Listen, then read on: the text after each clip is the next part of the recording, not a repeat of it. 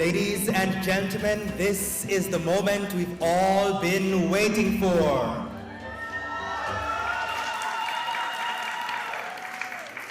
Good day, everyone, and welcome to the grand final of the Public Sector Debates Competition 2023. My name is Javon Keys, and I'll be your Master of Ceremonies for this exciting action that's about to take place.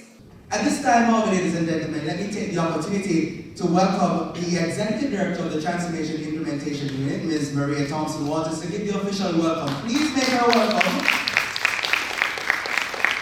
Don't let that applause wane as she makes her way up here.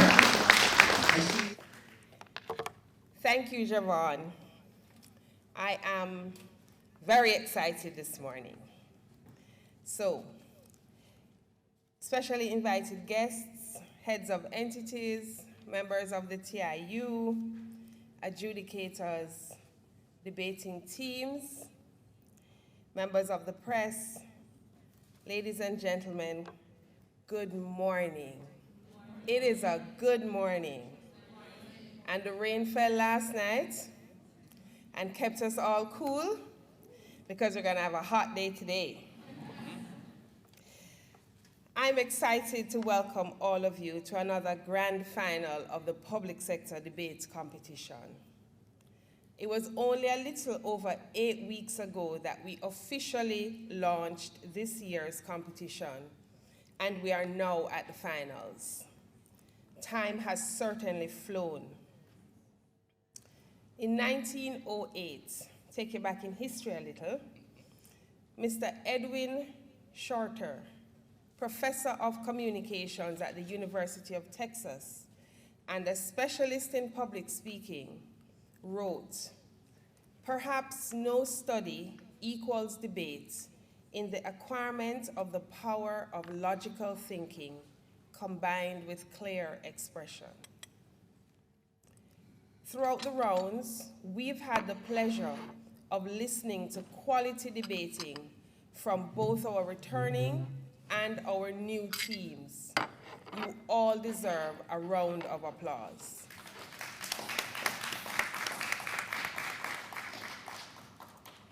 This competition transcends the competition space and has influenced policy solutions, such as the introduction of paternity leave to make the public sector a better place to work.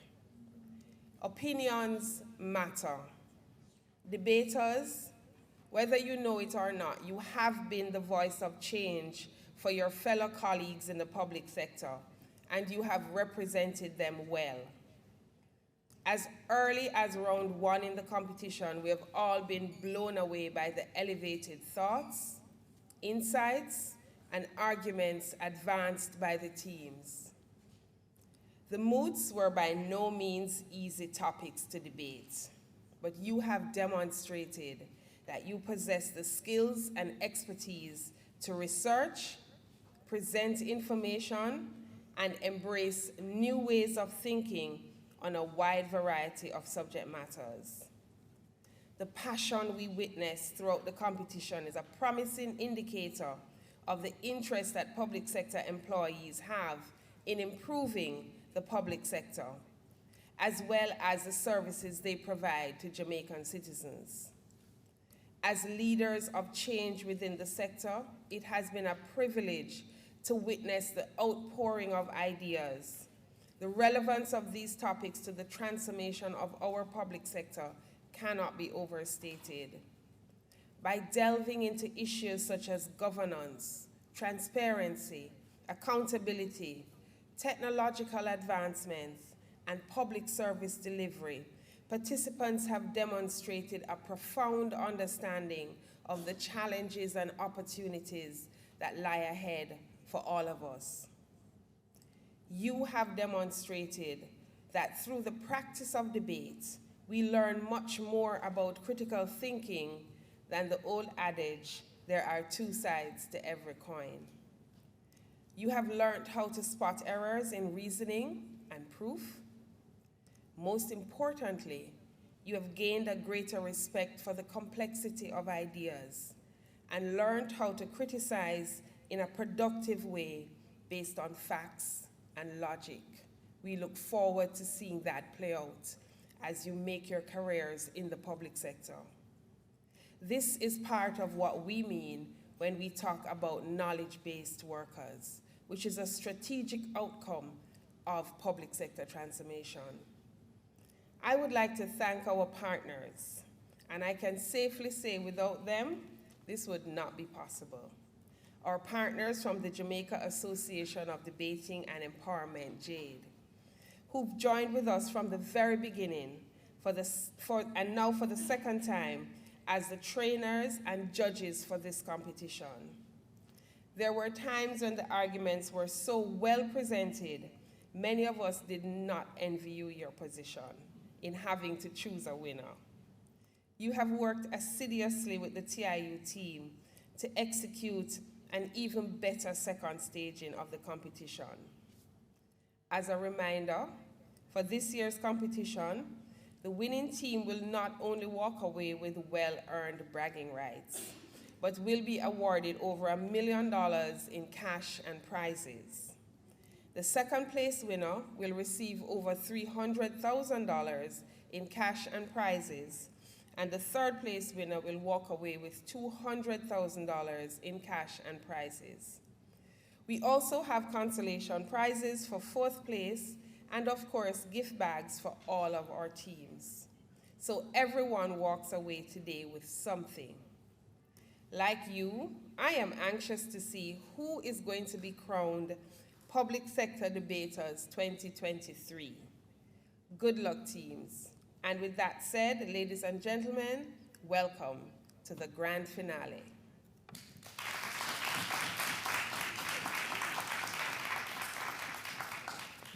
Ladies and gentlemen, Executive Director of the Transformation Implementation Unit, Maria Thompson-Walters. Now, I want to again give a special shout out to the Jamaican Association for Debating and Empowerment, JADE, because as was just said, the participants are not only walking away with the bragging rights of participating in this competition, but there is knowledge-based skill sets that they've garnered from the training provided by JADE that will follow them throughout life. So I want you to give them a big round of applause for the support that they've continued to give for this competition.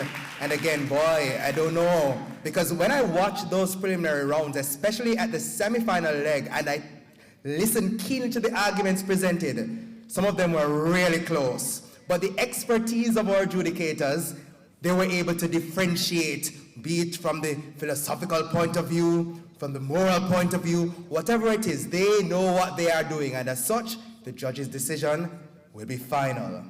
So let's head straight into it, ladies and gentlemen. It's now time for our third place playoff.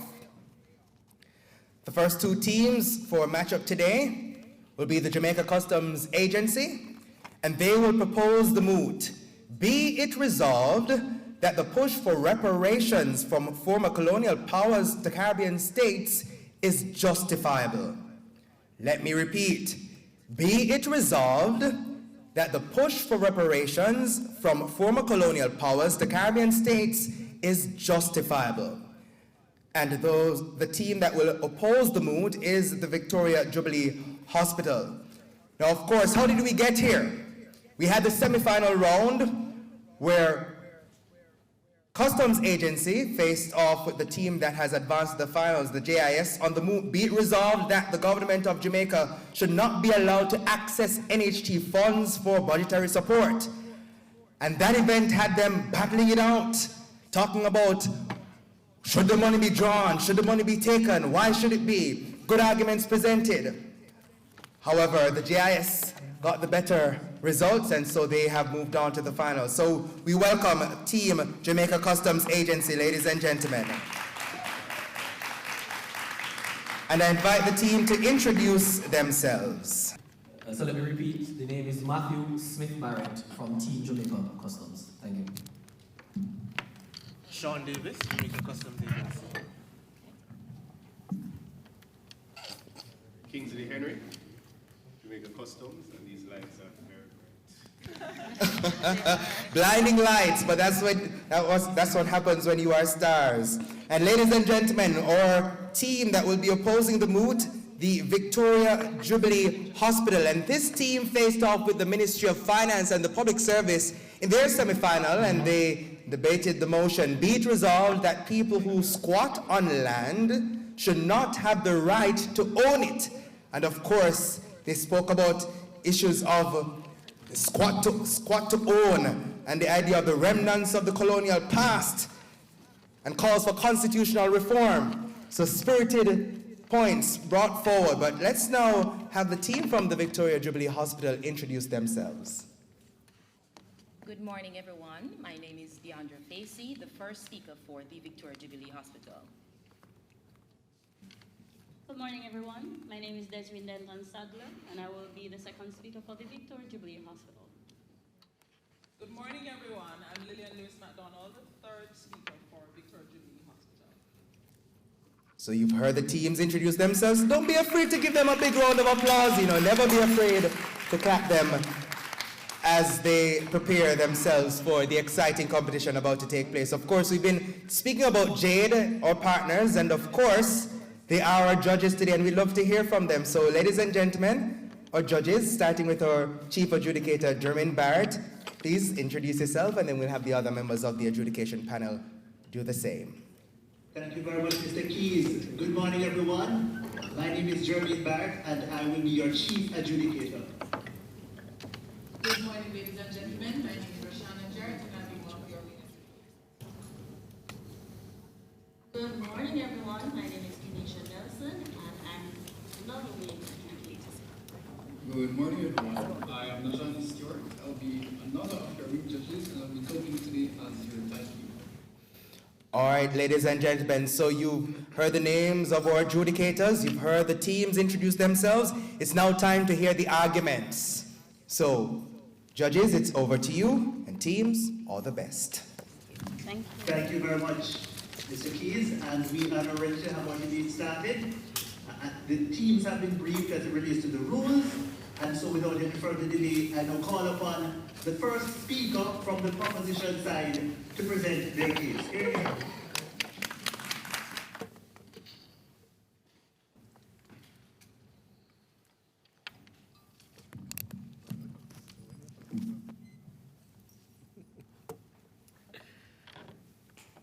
Ladies and gentlemen, our esteemed judges and members of our most worthy opposition, good day. Now I stand here before you today from Team Proposition proposing the moot, be it resolved that the push for reparations from former colonial powers to Caribbean states is justifiable. Now, we from Team Proposition hold no qualms when we say that we most strongly believe in the concept and the premise of this moot, but we have taken the opportunity to further define what we think is at the heart of what should be debated today. And as such, we have defined the moot as follows. Be it resolved that all former colonial states of Caribbean nations owe reparations for the legacy of slavery, and the continued push for same is justified. Now, it is instructive, therefore, that we define some of the words in that moot. First, the term reparation, and it is an international principle. It has a legal basis. By definition, reparations calls for compensation for an injury and or redress for a wrong inflicted. Now, reparations is a search for unity, repairing a damaged relationship. Now, push is defined as advocacy and campaign for a desired result, and colonial powers here are defined as the former colonizers, being the Dutch, French, Spanish, and the largest colonizer, the British, who all peddled in chattel slavery and were enslavers of people of African descent in the Caribbean. Now, no matter which side of the fence you sit on in this issue, it is important to absolve yourself of all former thinking for a moment and listen as we edify you with fresh thought and highlight the importance of the justified continued push for reparations. Now, the known history of the Caribbean and where we are as a people of majority African descent due to the impact of the transatlantic slave trade that brought our majority ancestors to these shores is not one to be taken lightly and scoffed at the background of history. We may stand here today free people, boastful, proud and strong, but there was a time not so distant ago that this badge of blackness was treated as less than human. We were seen as mere beasts of burden, cattle, horses and jackass, and the remnants of chattel slavery are still living in our veins. Now, we can all accept that the horrors of the transatlantic slave trade and the wicked Middle Passage and the barbarity of enslavement on the plantations to be fact. So there needs to be no rehashing of that in this debate. It was not indentured labor. It was free work. And it was also systematic genocide of our people for over 400 years. So we're not going to go back over that.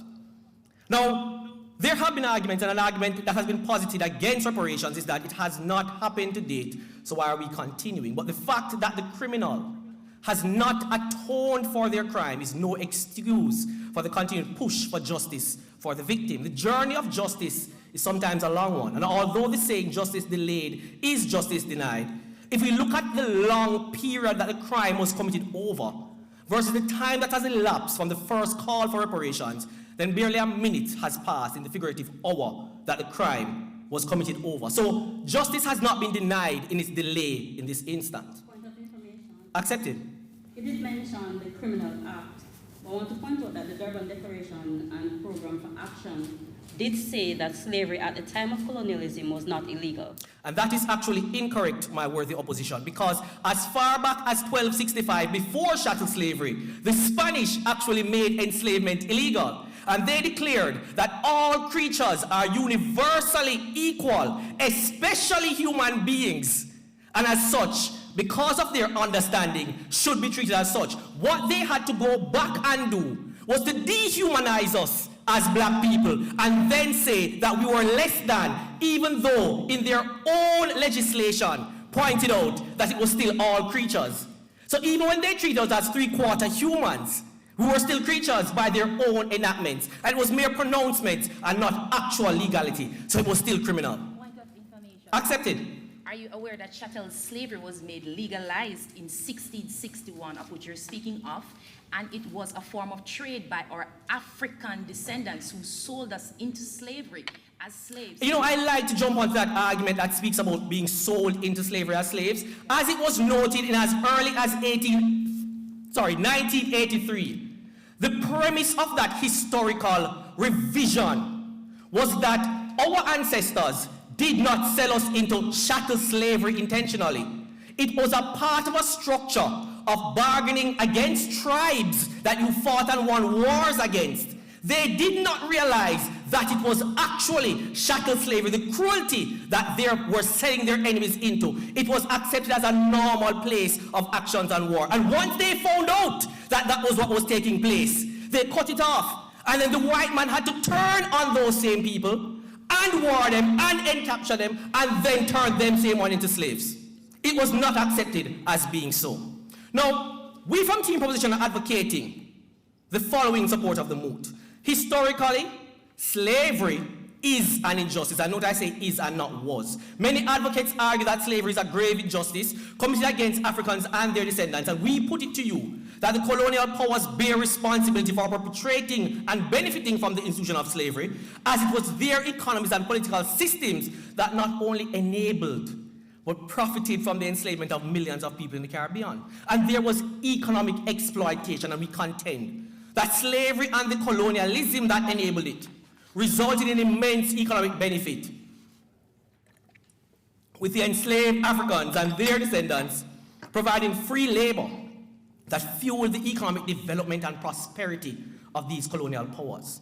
The Industrial Revolution in the United Kingdom was as a result of wealth accumulated through slave labor and played a significant role in its financing of that Industrial Revolution between 1760 and 1840. And please note, slavery wasn't abolished until 1833, just 7 years shy of the historical noted end of the European Industrial Revolution.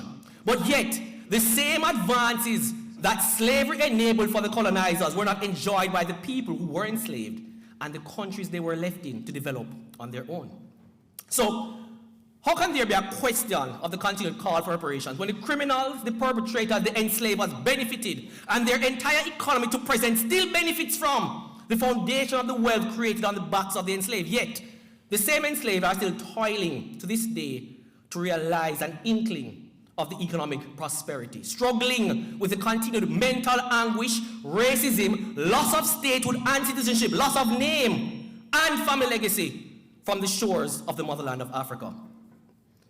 We can also note that the National Commission on Reparations 2013 actually calculated the amount owed to the former enslaved descendants of societies, and that was approximately 7.5 trillion pounds. So calculability is not a pragmatic excuse to cease the push. And just as how the amount owed and paid to the enslavers was quantified, the same is readily and easily quantifiable for those for the enslaved. But let us further educate you. Reparations is nothing new. In 1825, Haiti was called on to pay reparations to France in the amount of 150 million gold francs. 20 million pounds was paid to the former enslavers from British colonies for the loss of their property, us, our bodies, and the bodies of our descendants. $1.2 billion was paid to those that were interned in World War II camps in Japan, in America, those Japanese. So America acknowledges reparations. Britain acknowledges reparations. Italy acknowledges reparations because the Mau Mau people in Kenya were paid reparations in 2012. Italy in 2008, and Britain again paid more. So ladies and gentlemen, we have nothing to lose from the continued push, but we certainly have lost if we stop, because in stopping there's nothing to gain, but in the continued fight, victory is still a possibility. Thank you. Thank you very much for that passionate speech. I now call upon the first speaker from the opposition representing Team Victoria Jubilee Hospital to present their case. Hear, hear.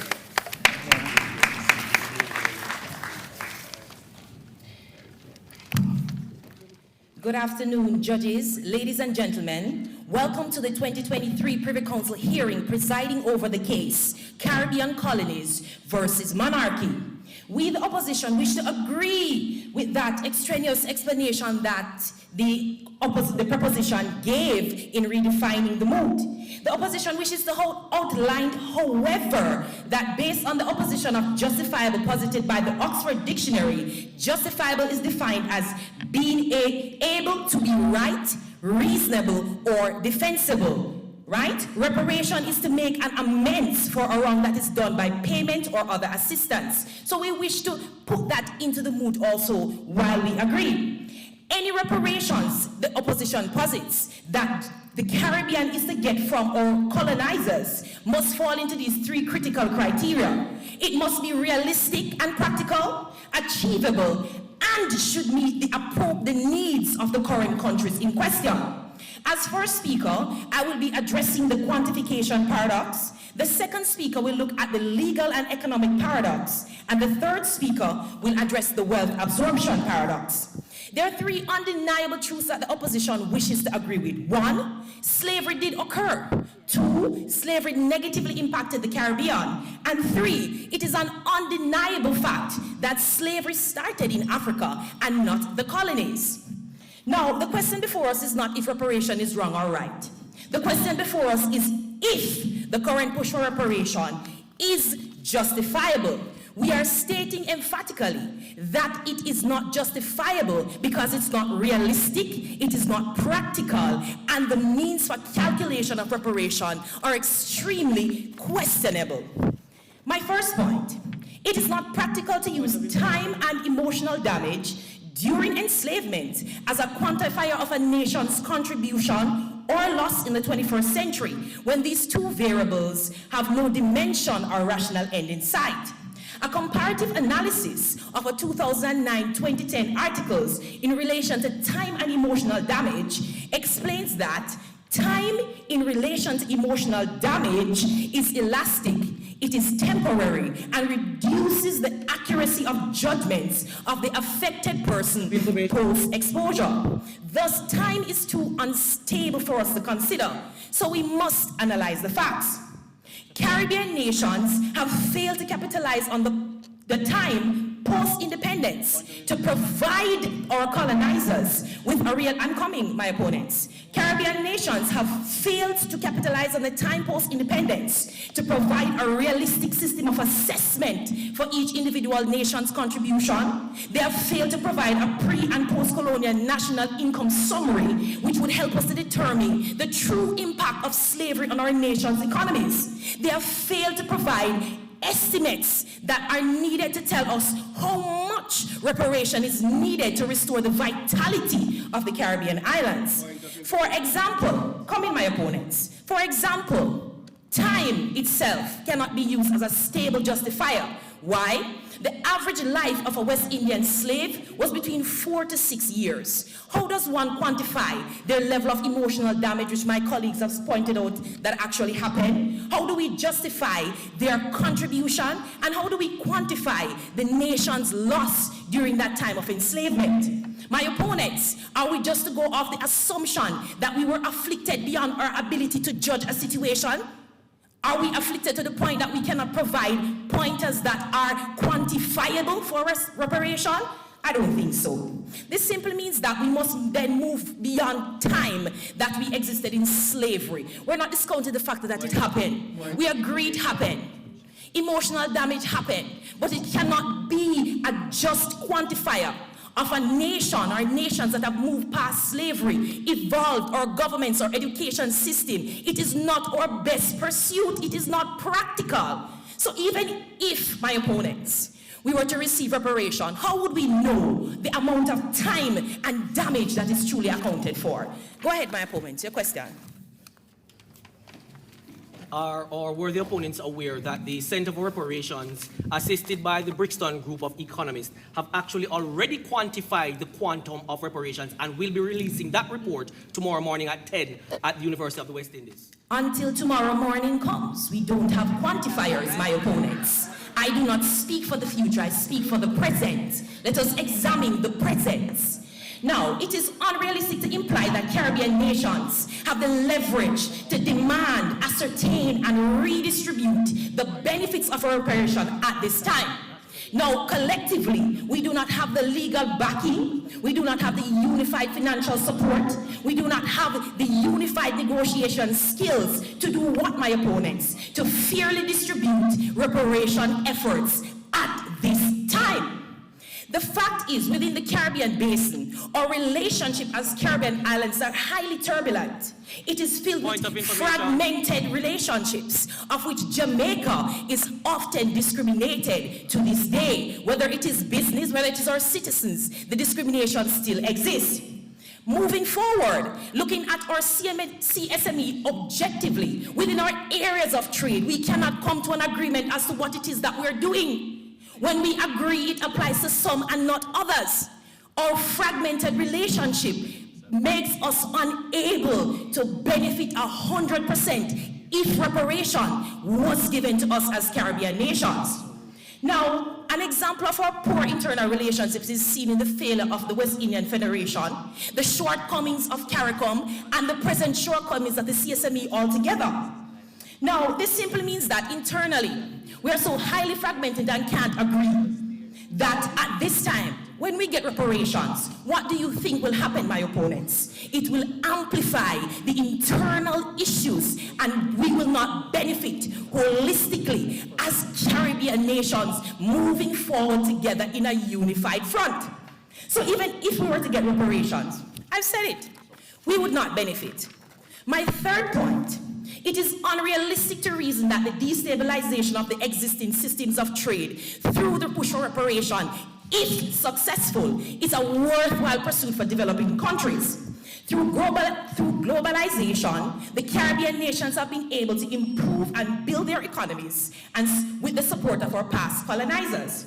An article entitled Globalization in the Caribbean Countries, Advantages and Disadvantages tells us that through globalization, there has been improvements in the Caribbean holistically in investments, tourism, through our international partners and markets, which has contributed to 15.2% of our individual GDPs, worth $34 billion.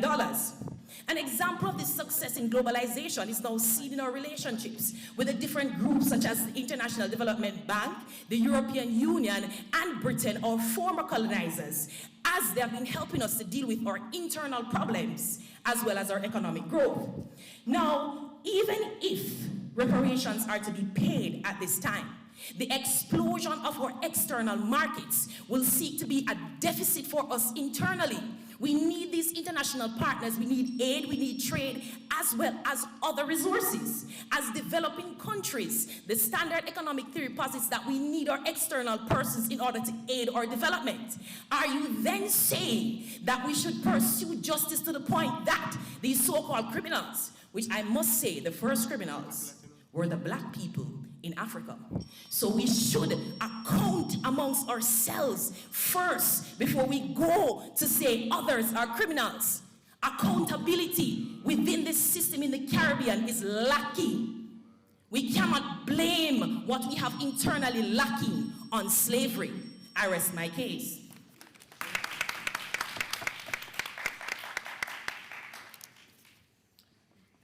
Ladies and gentlemen, today is a very deep day for us. But we must establish some facts.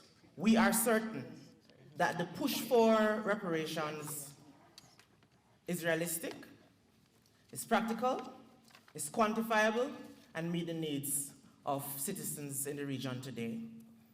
When you argue that it's not quantifiable, I want to draw your attention to the National Reparations Commission's report in 2013 and many others which have quantified the reparations, and we indicated too that tomorrow more data and a more collaborative approach towards the quantifying of the amounts to be paid in reparations will be revealed. And so as we are pushing, we know that we must look to the future, not just the past. We must also note that enslavers were paid over 20 billion by the British. And if they were paid, and that is a benchmark for quantifying reparations, then I don't know how we would come to argue that it is not quantifiable, having seen it at work in that instance. And we reject the argument that we will come here and stand and say the blacks were criminals and they were instigators, because we don't subscribe to that argument. Ladies and gentlemen, we need to refresh ourselves and understand some of the practical means by which the push for reparations has been advanced. Because it was European governments who imposed a further 100 years of racial apartheid upon the emancipated, and imposed for another 100 years policies designed to perpetuate suffering upon the emancipated and survivors of genocide. Consider for a moment the substandard of our schools and education system which we inherited, that as there was emancipation coming into being, we were given a system that was set out to lead people into technical and vocational areas solely, to keep them under oppression, not for them to be lawyers and doctors and professionals that were esteemed by the enslavers. They wanted to keep us down, and unfortunately we suffer from some of that in our school systems to this day. Recall those times when only high-colored people and expats worked in some institutions and were headmasters of institutions, there again keeping us in that state of being enslaved. At emancipation, it was the church and the abolitionists who advanced the cause for our people to be educated and to propel us into a place where now we can understand that we were done wrongs and we must demand justice. And yes, we will push for justice, come what may, because it must come.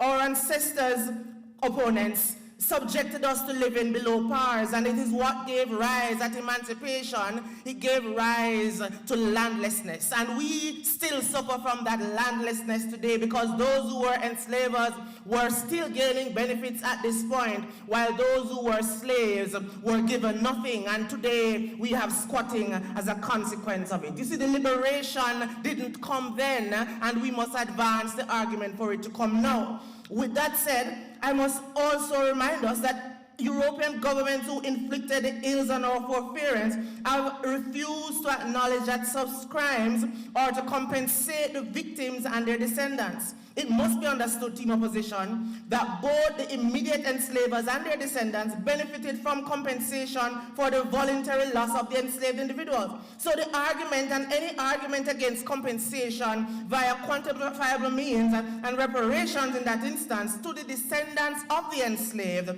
cannot be anything that holds water, as it is entrenched on being no living survivors of slavery. Not accepted at this time.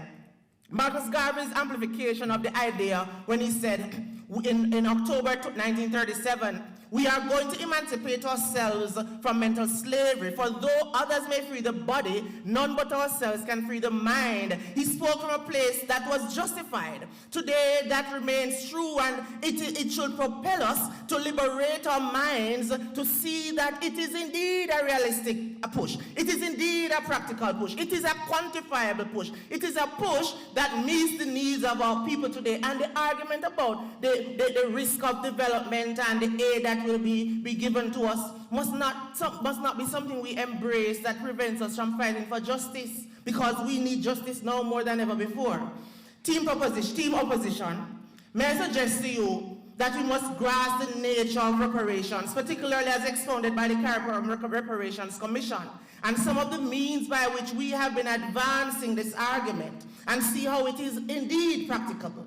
We have spoken to the whole idea of a full formal apology, and I've recognized that so many have refused to express sincere formal apologies, sincere statements of regrets regarding the ills of yesteryear. Statements of regrets, I'm coming to you, represent a reprehensible response to the call for the apology, in that they suggest that victims and their descendants are not worthy of an apology. And we say that is the starting point, because they must first acknowledge the wrong that has been done, and then we will transition into being able to respond to the ills that it has caused for us to experience. Then there's the whole idea of repatriation, that we must understand that over 10 million Africans were stolen from their homes and forcefully transported to the Caribbean as the enslaved chattel and the property of the Europeans. The descendants of these stolen people have a legal right to return to their homeland. And we know that even in our context, the Rastafarians have asked for 72.5 billion to aid in repatriation. So yes, it is quantifiable and it's logical. We can also consider the whole idea of an indigenous peoples development program that will enable us to have a standard development plan to rehabilitate the communities that have been affected. That, my friend, is practical reparations for all. The advancement for the push is justified. We saw the Anglican Church in England recently coming out in January of this year, recognizing that, having investigated, their morality was in question, and it occasioned them coming out to apologize and giving a commitment to ensure that those who suffered at the hands of slavery would have been attended to. Because we are created in God's image, they said in their statement. And the New Testament focuses on that desire for human beings to be living in harmony and justice, and that justice must include racial justice. My friends, in Grenada, we saw the Trevelyan family coming out and apologizing, having recognized that their enslaved ancestors had been given quantifiable compensation, but those who were enslaved got nothing. Action is shaping up. Action is progressing. The push must continue to push. I want to draw you into the Victoria Jubilee Hospital, where you can identify critically with pushing. You know, when the push is coming, reparations is wanting to give birth. Reparations want to come alive. We cannot allow it to be aborted now. We're going to push and push and push, because it is justified.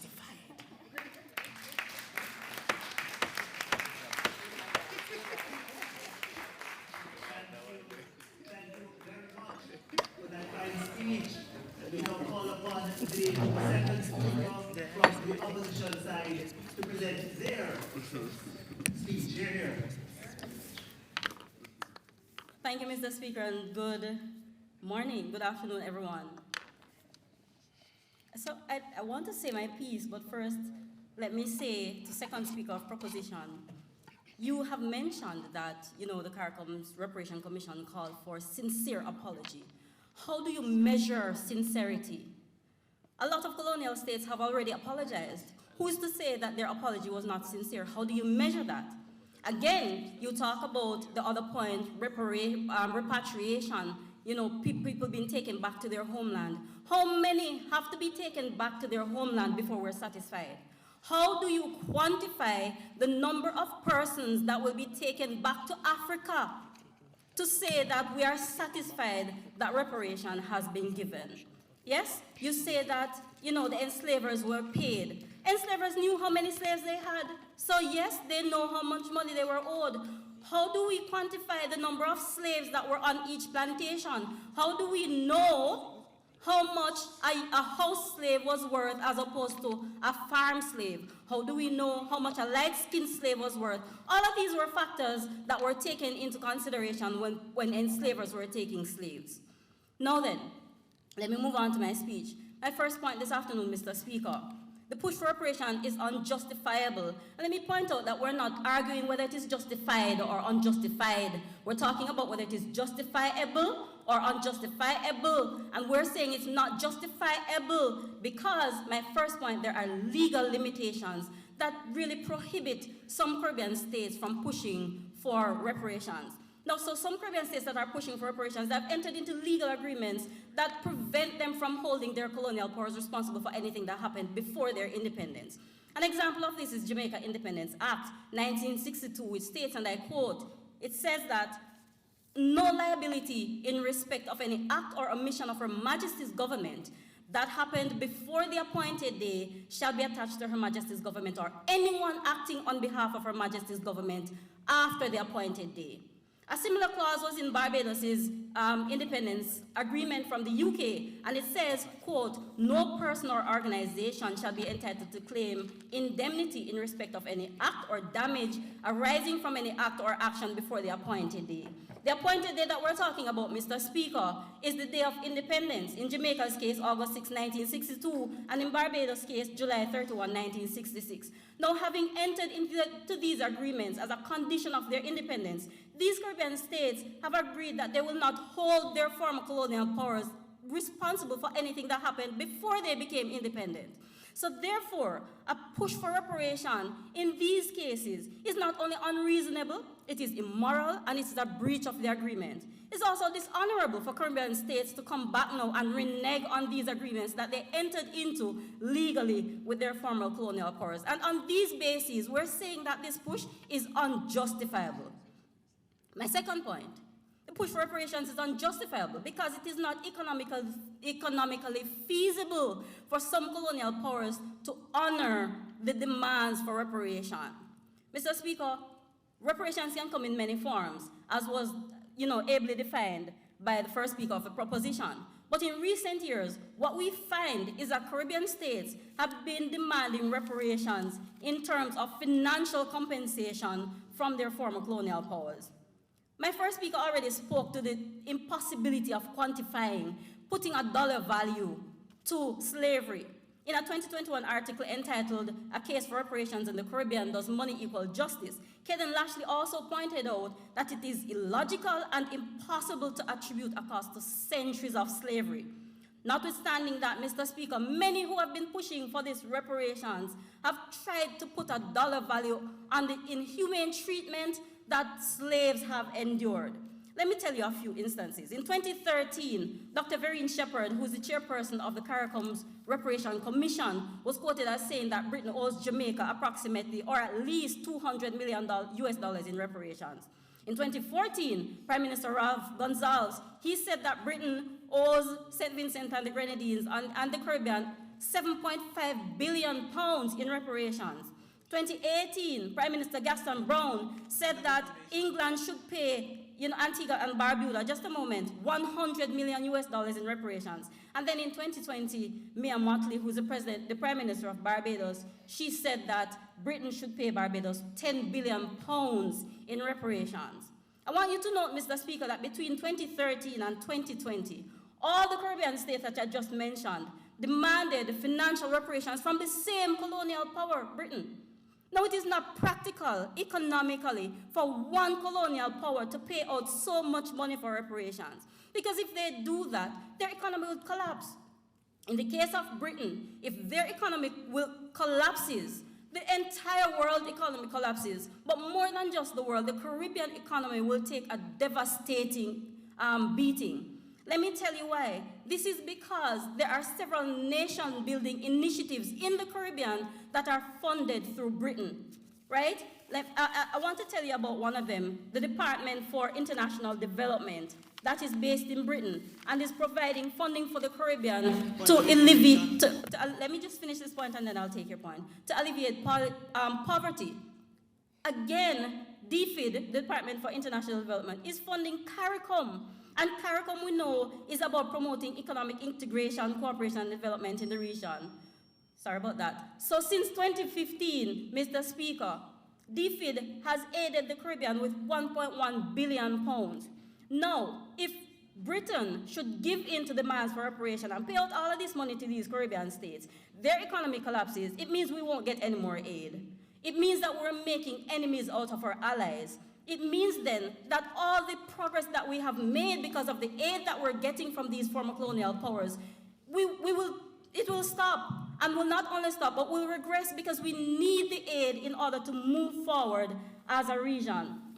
And so because these colonial powers have been saying, what you're demanding is too much, they have decided to decline these demands for reparation. An example, in 2015, Britain's Prime Minister declined Jamaica's demand for reparation, saying it's too much, and say instead that what Caribbean states should do is, quote, move on from the painful legacy of slavery and continue to build for the future with UK. That's what we need to look at. Continue to build for the future. I thank you. Thank you very much for those fine arguments. I now call upon the third speaker from the proposition team, Jamaica Customs Agency. Mr. Speaker, this is a difficult debate. And it's an emotional debate. And it's even more emotional because the arguments being put forward by the opposition are the talking points that are made by our former enslavers. And it hurts, right? But this is an intellectual debate as well.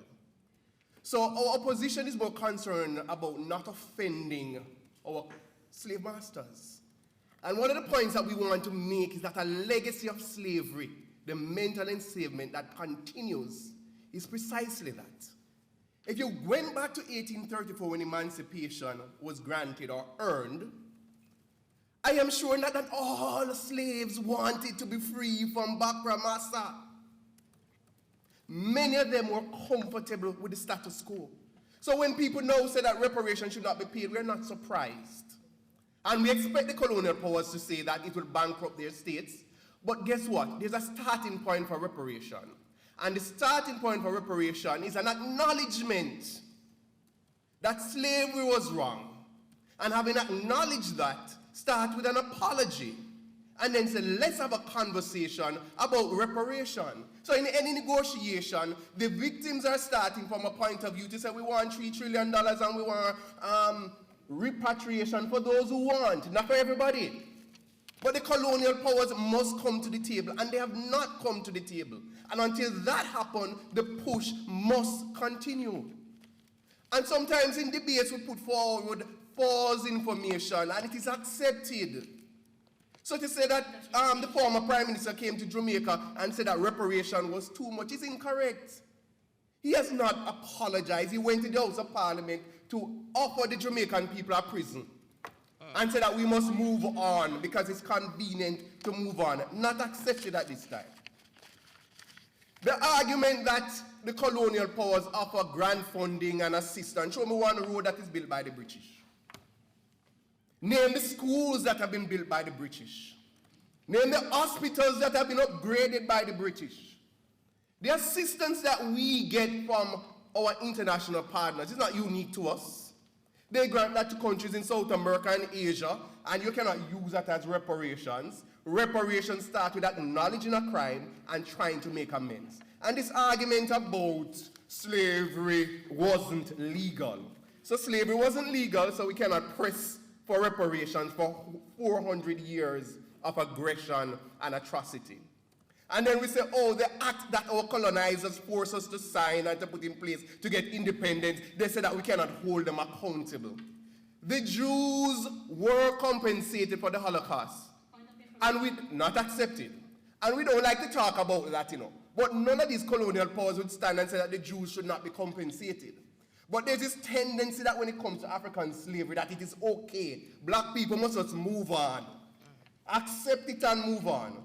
Nanny, Sam Sharp, Paul Bogle, William Gardner would all be churning in their graves if they realize that their descendants are standing here talking about, we don't want to offend the colonial powers. Let me tell you, the debate about reparations is not just about money. We have outlined it. We can talk about psychological rehabilitation that they can assist with. We can talk about technological transfer. Did you know that Britain and the colonial powers benefited in the Industrial Revolution from the profits that were provided by the colonies?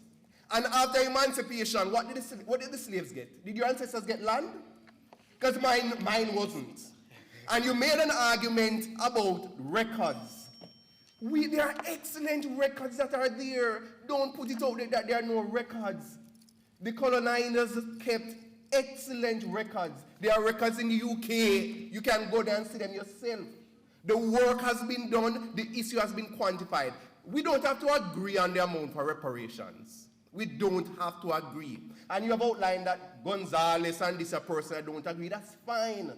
But what we must agree on is that the colonizers must start by accepting, and we understand the fear, right?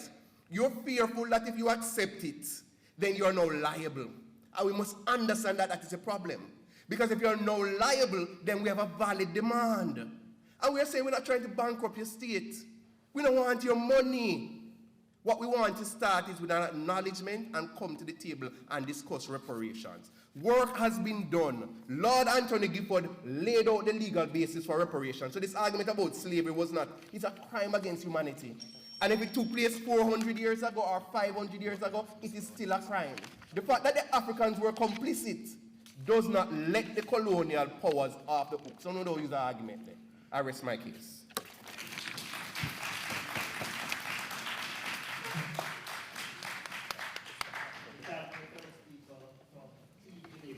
Agency for concluding the case, the substantive case that is on behalf of their team, and we now call upon the third speaker from Victoria Jubilee Hospital. Here. Honorable judges, my opponents, there's just no way to quantify emotional hurt and disposition of families. France, Britain, Netherlands, they have all apologized already. And you said about us being slaves, we're no longer, as far as I know, I'm not a slave. We're no longer slaves, hence we no longer have slave masters. Wealth absorption paradox, I guess. A number of our Caribbean countries have high debt levels, limiting their capability of accessing further financial assistance. Conversely, the colonial powers have been keen at auditing and closely monitoring their spending, as well as ensuring that they are accountable for their finances. I believe it's safe to say that wealth previously owned by our colonial powers have been exhausted, some during the freedom trail by our colonies and some by our Caribbean countries. How do we decide who has used up most of this wealth? Who owes what? Better yet, to whom is the wealth really owed? Could it just be that the wealth we gained after slavery has been mismanaged? After all, we had flour, cement, sugar, but what did we do with it? Was it only slavery that resulted in us being in the current economic dilemma? Generational poverty has been in existence for at least 2 generations. Where the original victim of injustice has perished, reparations for historical structural injustices are unjustified. The highest the people currently asked to pay had nothing to do with the injustices of the past. Can reparations be expected to comprehensively address our unhappiness, mismanagement of resources, and financial deficits? Not accepted. Unless reparation turns victim into beneficiaries, it is unjustifiable. What yardstick can we use to measure the exact influence of the specific past wrongs upon the specific present conditions? Push for reparations from former colonial powers to Caribbean states is unjustifiable. With so much time past, it's impractical, unreasonable, and unrealistic. The variables are simply mismatched. Reparations will further destabilize or region's system of trade and commerce, perpetuating our already fragile and vulnerable Caribbean economy. As a Caribbean, we lack the necessary leverage for reparations that are adequate. For fair distribution, legal backing, uniformed financial support, and unified skills are needed. You know, you may come up with restorative justice, but remember, in restorative justice, we focus on the victims rather than the perpetrators, and we work at promoting problem-solving strategies and stimulating communication. If we were to agree with this push for reparations to the Caribbean, and that it is, you know, justifiable, we wouldn't only use 20 million received in reparations to make slavery education programs more accessible, like what was done by the University of Glasgow. Rather, we would invest in the actual well-being of the people whose ancestors are enslaved, were being enslaved, rather. We would continue to foster improvement in literacy and employability. The proceeds gained could be used to support grants, for example. We would ensure that the knowledge about our past creates more positive desires to uplift our own Caribbean people. If we were to agree with the proposition, we get the land, then what? Would we be fighting about who should get certain parcels of this land? Would we ensure we continue striving towards financial sustainability, ensuring we eat what we grow what we eat? Successive governments have done that. Vision 2030 speaks to us being empowered to our fullest potential. We have been understanding the lyrics, but I believe we're not really understanding it well, we're just dancing to the tune. Programs are being offered by various private sector groups. There's a program about math, economic, and technology. A lot of our medicine, food, cultural practices have been positively influenced by our colonial powers. Honorable judges, we can't be unreasonable, ungrateful dog nam dirty pudding. We recommend that we continue to make the best use of the many aids being received from these same colonial powers to help us improve our literacy levels, increase our employability. Why would we want to burn our bridges? History should teach us to make better choices, break free from this mental slavery. 400 years have passed, totally different economy, currency shifts. How could we possibly be repaid? How could we accurately calculate these values?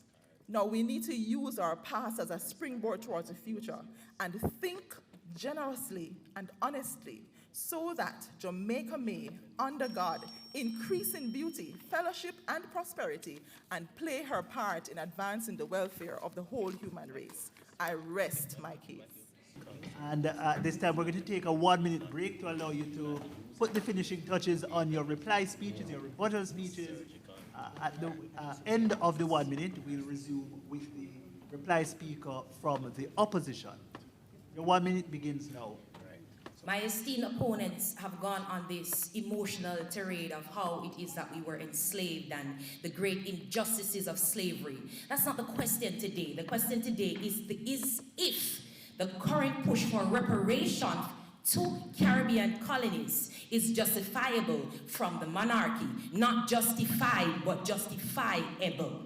Now, an emancipated mindset would allow my colleagues to understand that at the time, slavery, when it was in pursuit at its hottest, was not an illegal activity. Therefore, there can be no criminals if by law it was legal. But let us move on from there. That is not the crux of the argument.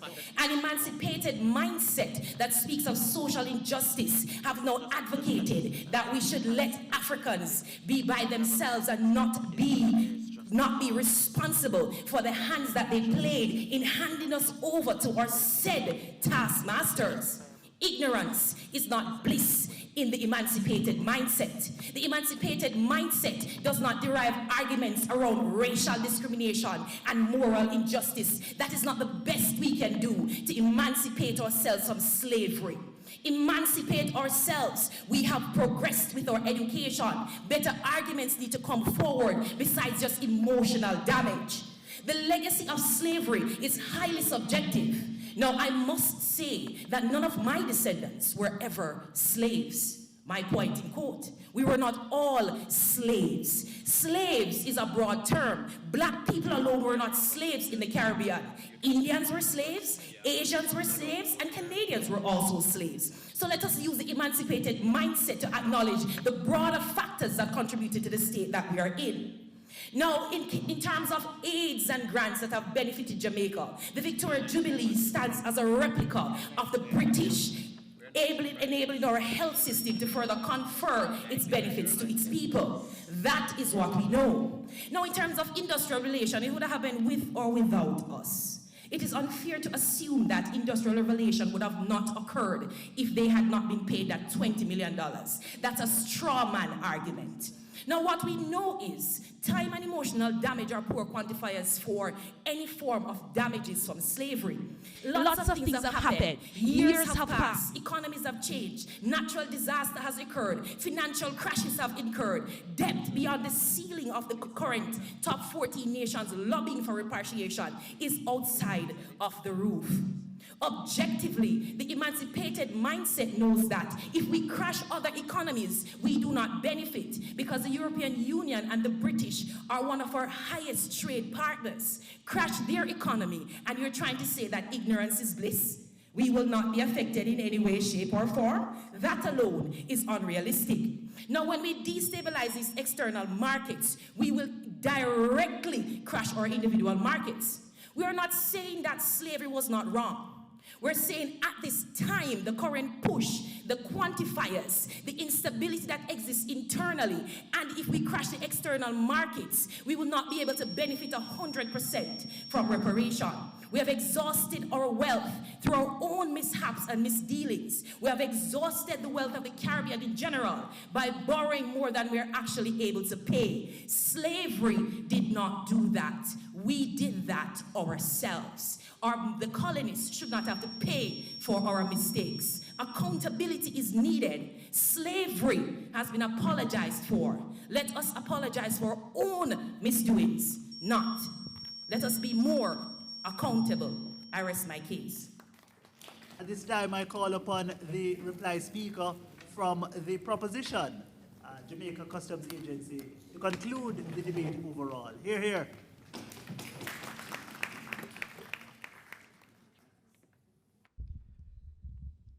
Worthy opponents, no one is asking for land for reparations, and we can see that you are afraid to offend massa, but we from Team Proposition are not. We are not linking the Industrial Revolution to the payment of the $20 million to the enslavers.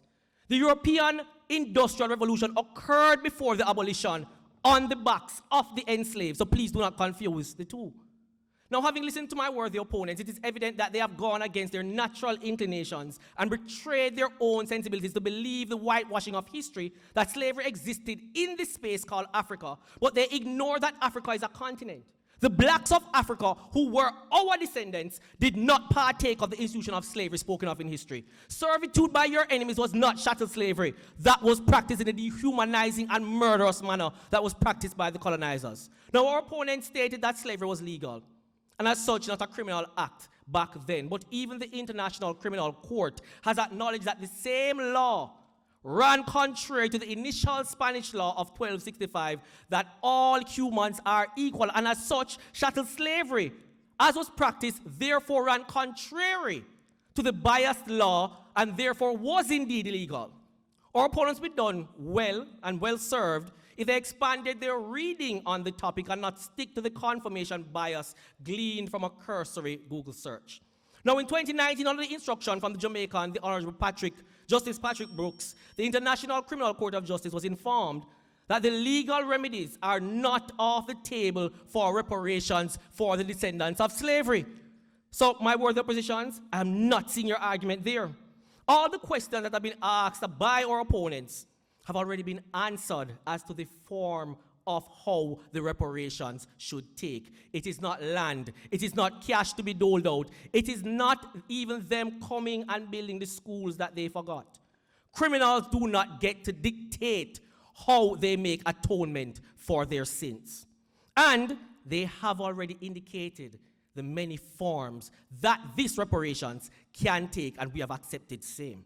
Now, justified and justifiable are defined as the presence of a just cause. not the form, and not the form the route where justice must take. Again, we say the call is justified. The second speaker from our worthy opposition spoke of the potential collapse, and their third speaker, rebuttal speaker, spoke of the collapse of the former colonial powers if they were to pay the amounts owed. Yet the same opposition says the amounts owed is not known. Isn't that in and of itself a paradox of their own arguments, along with several other paradoxes that they themselves have presented? Now also, those same nations on regular occasion increase their debt ceilings and pay out monies from borrowing to each other to finance all other endeavors because they can print their own money. Just last week, the US did it. A few months ago, Britain did it. So why can't they do it if financing and money is the call that reparations is being made under? Now, my worthy opponents, it is clear that we are still slaves. Because as you have displayed, you are still locked in a state of mental slavery. The remnants of slavery are seen that the enslavers' descendants still benefited from it, the economic benefit of slavery, while the enslaved are struggling with debt burdens that have been thrusted onto them by those same enslavers. So the reparations can start through debt forgiveness, no exchange of money, no bankruptcy of any state, and then the push will continue for all else that is owed. Yes, second speaker, Dave Cameron came to our parliament and said we must forget it. But he would never go to the Israelites, the Hebrews, or the Jews and say forget the Holocaust. He must have out of order. Ladies and gentlemen, thank you.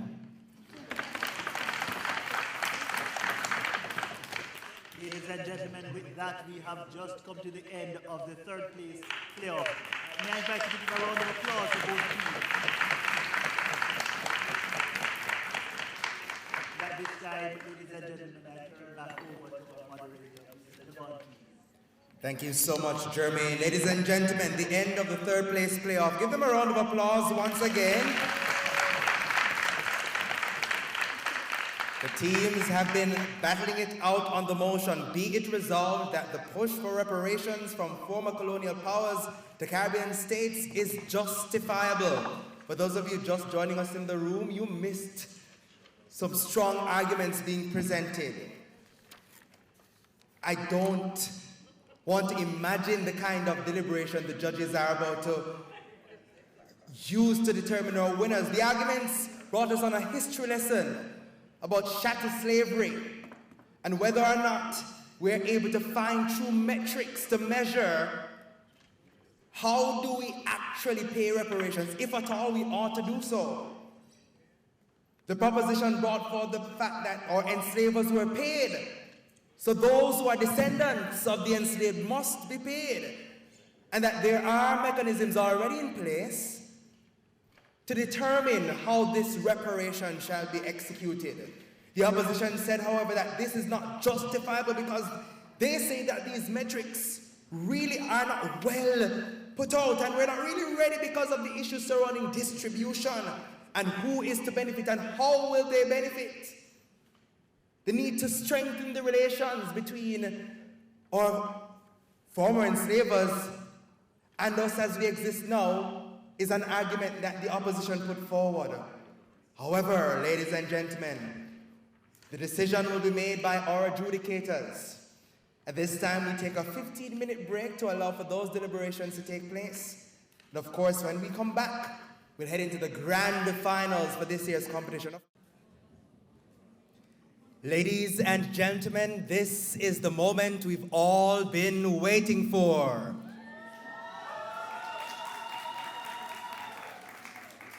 Good day, everyone, and welcome to the grand final of the Public Sector Debates Competition 2023. My name is Javon Keys, and I'll be your Master of Ceremonies for this exciting action that's about to take place. So if you're just joining us, it means you might have missed a portion of the exciting third place playoff, but not to worry. The action is about to heat up even more because we have the grand final. And I see certain teams being represented here. Team JIS is here. But not to be outdone is the Ministry of Finance and the Public Service. Where are you? And these teams will vie for the coveted title of the second ever winners of the public sector debate competition. Of course, this competition started in 2019, but because of the pandemic, we had a bit of a pause, but we are back and roaring. Let me take the opportunity to acknowledge the Deputy Financial Secretary, Mr. Wayne Jones, Executive Director of the, by all means you may applaud, Executive Director of the Transformation Implementation Unit, Maria Thompson Walters, other heads of agencies, including the CEO of the Jamaica Information Service, Anthros Campbell. Of course, let me take the opportunity as well to acknowledge all other agencies and former participants who are here as well, Ministry of Foreign Affairs and others who may be present. We thank you so much for being here also. Let me also acknowledge our adjudicators from the Jamaican Association for Debating and Empowerment. Give them a big round of applause, please. They are our partners who've helped us to execute this second staging of the debate competition. So it all really comes down to this. After weeks of invigorating debates and motions being tackled on various issues, we now will crown the final winner of this year's competition. And the motion to be debated is, be it resolved that the death penalty has no place in a modern Jamaica. Wow. What a motion to be debated. And Team Jamaica Information Service will be the proposition, while opposing the moot is the Ministry of Finance and the Public Service. So let's meet our finalists, beginning with Team Proposition, the Jamaica Information Service. So as I call their names, you make them welcome and you keep that applause going with lots of excitement as I invite Team Captain and First Speaker, Peter Gay Hodges. So Team JIS will be proposing the moot. Of course, in the semi-final round, they faced off with the Jamaica Customs Agency, and they won that match to make their way here for this final. So make your way up as I also invite the second speaker and three-time winner of Best Speaker, Twyla Whelan. And rounding out the Jamaica Information Services team is Ramona Gohagan. She's the third speaker. So Team Proposition, the Jamaica Information Service, makes their way. Now let's meet Team Opposition from the Ministry of Finance and the Public Service. And you've got to bring the Energy Ministry of Finance and the Public Service as I invite your first speaker and two-time winner of Best Speaker, Sharika Anderson Cole.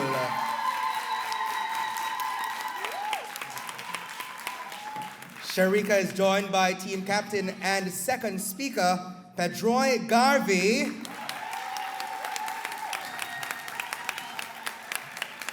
And the third speaker from the Ministry of Finance and the Public Service, Othniel Gilbert.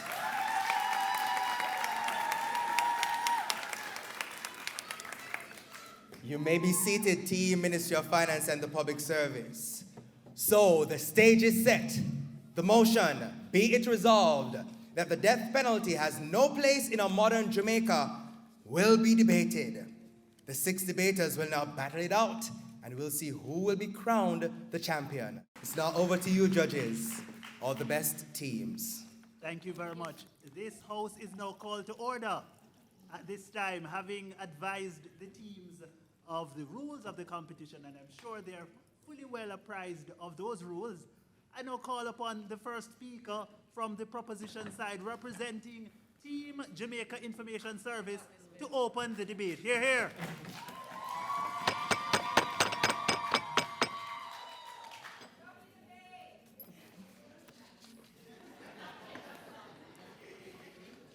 What a vibe. Lacine Edwards, Shabadine Peart, Christopher Murray, Desmond Taylor. Remember these names for now, I will come back to them. Mr. Chairman, distinguished judges, worthy opponents, it is with grave concern, no pun intended, that I stand here today proposing to you that the death penalty has no place in a modern Jamaica. To ensure that we're all on the same page, let me bring some clarity to the Moot. The Moot has aptly married two fairly contentious issues, the matter of life and death and the matter of purpose. It connects the microcosmic issue of how we handle conflict and consequence and questions its function and relation to the macrocosm of our advancement as a nation. The Moot is constructed on three pillars: the term death penalty or capital punishment, which Encyclopedia Britannica defines as the execution of an offender sentenced to death after conviction by a court of law of a criminal offense. Place within this context is in a designated useful space and the idea of a modern Jamaica. A modern Jamaica is an ever-evolving nation that prioritizes citizen-centered governance. You cannot know where you are going if you do not know where you're coming from. The death penalty, ladies and gentlemen, has always been a barbaric means of exacting punishment. No matter how many attempts have been made by various nations to make the death penalty more palatable and less egregious, it keeps falling short of the mark. My second speaker will expound. We wish to make it abundantly clear that we do not sanction the taking of someone's life by another. We believe in the sanctity of life and that every person has an inalienable right to life. To that end, we are resolute, ladies and gentlemen, that this inalienable right belongs to everyone, including the killer. The fact that he chooses to kill another human being does not remove this right from him. So the question, Mr. Chairman, if a man takes the life of another is, does he not in turn deserve to die, but whether or not the state has the right to take that life? A modern Jamaica is certainly not one that hangs on to the relics of our colonial past, such as breaking the neck of an accused man by hanging him on yonder gallows, but one that operates within a modern framework, which includes a prison system that is designed to facilitate redemption and restoration. Lest we forget, ladies and gentlemen, Sam Sharp, George William Gordon, and Paul Bogle were all sentenced to death and hanged in town squares for championing the cause of our freedom, irreversibly so, and many would say wrongfully so. And alas, here we are. We celebrate their martyrdom almost 200 years later, knowing they were innocent men who were collateral damage in Jamaica's freedom fight. And every year we celebrate them on Heroes Day. Will we similarly write off other innocent men as collateral damage in our modern story or quest for justice? I will outline the fact that as a people, we are not infallible and we are prone to make mistakes. Mr. Chairman, we cannot afford to make mistakes with people's lives. My second speaker will outline how the archaic concept of the death penalty has outlived its usefulness, not at this time, in a modern society. And my third speaker will highlight how the death penalty is merely an act of reprisal. You may go ahead. You mentioned our national heroes being hung, and the Moot speaks about the death penalty and capital punishment. Did Sam Sharp commit capital murder, and was he when he was hung? I will address you. I will also add for good measure that the death penalty originated at a time when there was no acceptable way of dealing with convicts, when there was no police force to serve, protect and reassure, and there were no prisons to provide rehabilitation. Sam Sharp, according to them, broke the law. You don't necessarily have to have murdered somebody back in 1831, but he broke the law, and as a result, he was hanged. Their law. At the time, that was the only acceptable way of dealing with an offender. But haven't we evolved from that? Take, for example, the earlier mentioned public lynching of Paul Bogle in the Morant Bay Town Square in 1865. Are you even aware, my opponents, that it is that very event that led to the creation of a police force in Jamaica to keep public order? So we had a method of dealing with criminals, cruel, crude, and faulty as it was. We established a police force and a justice system, but we still hang on for dear life, pun intended, to this barbaric method of punishment rather than let the system that was created as a remedy do its work. Let us remember the 5 names called. Do you remember any of them?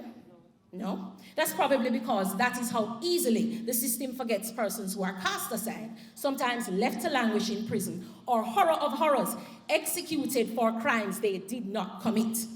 These gentlemen are just a few of the Jamaicans who have suffered at the hands of the justice system that has buckled under its own weight.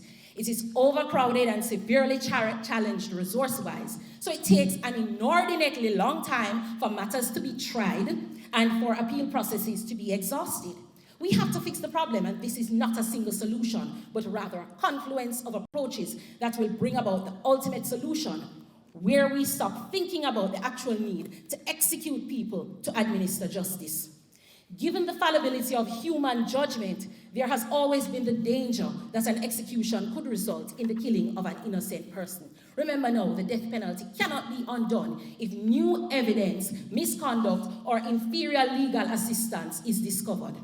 Now let's come closer to home. Judgment in the case of Lucene Edwards versus the Queen, given just over a year ago in April 22, a case that was heard before the Privy Council, being Jamaica's apex court, in February 22, saw the 2013 conviction of Lucene Edwards overturned.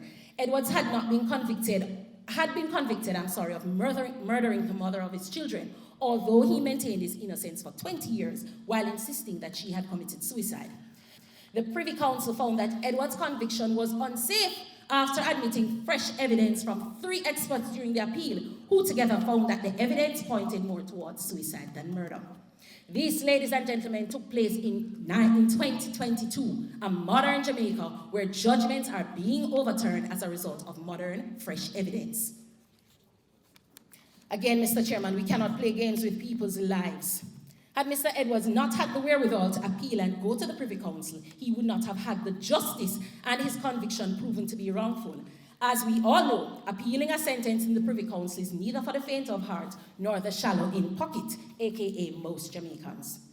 The question of the death penalty in this country cannot be answered by asking the question, do people deserve to die for the crimes they've committed?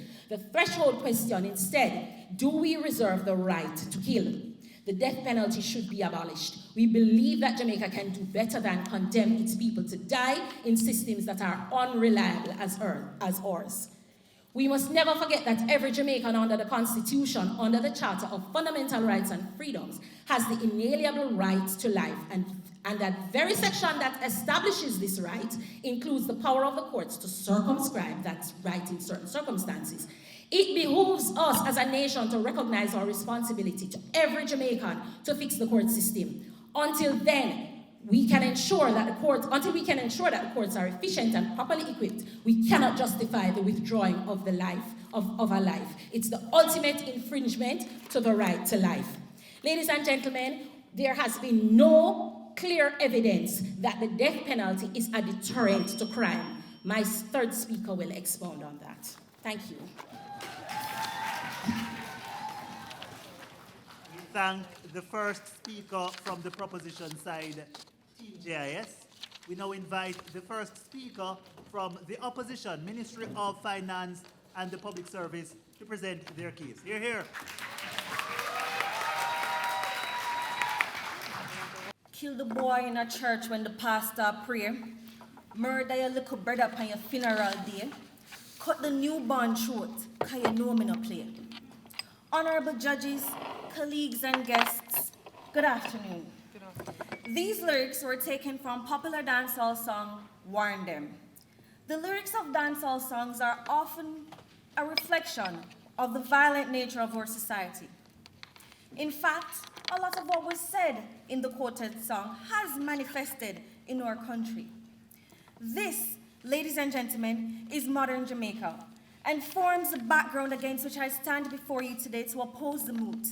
Be it resolved that the death penalty has no place in a modern Jamaica.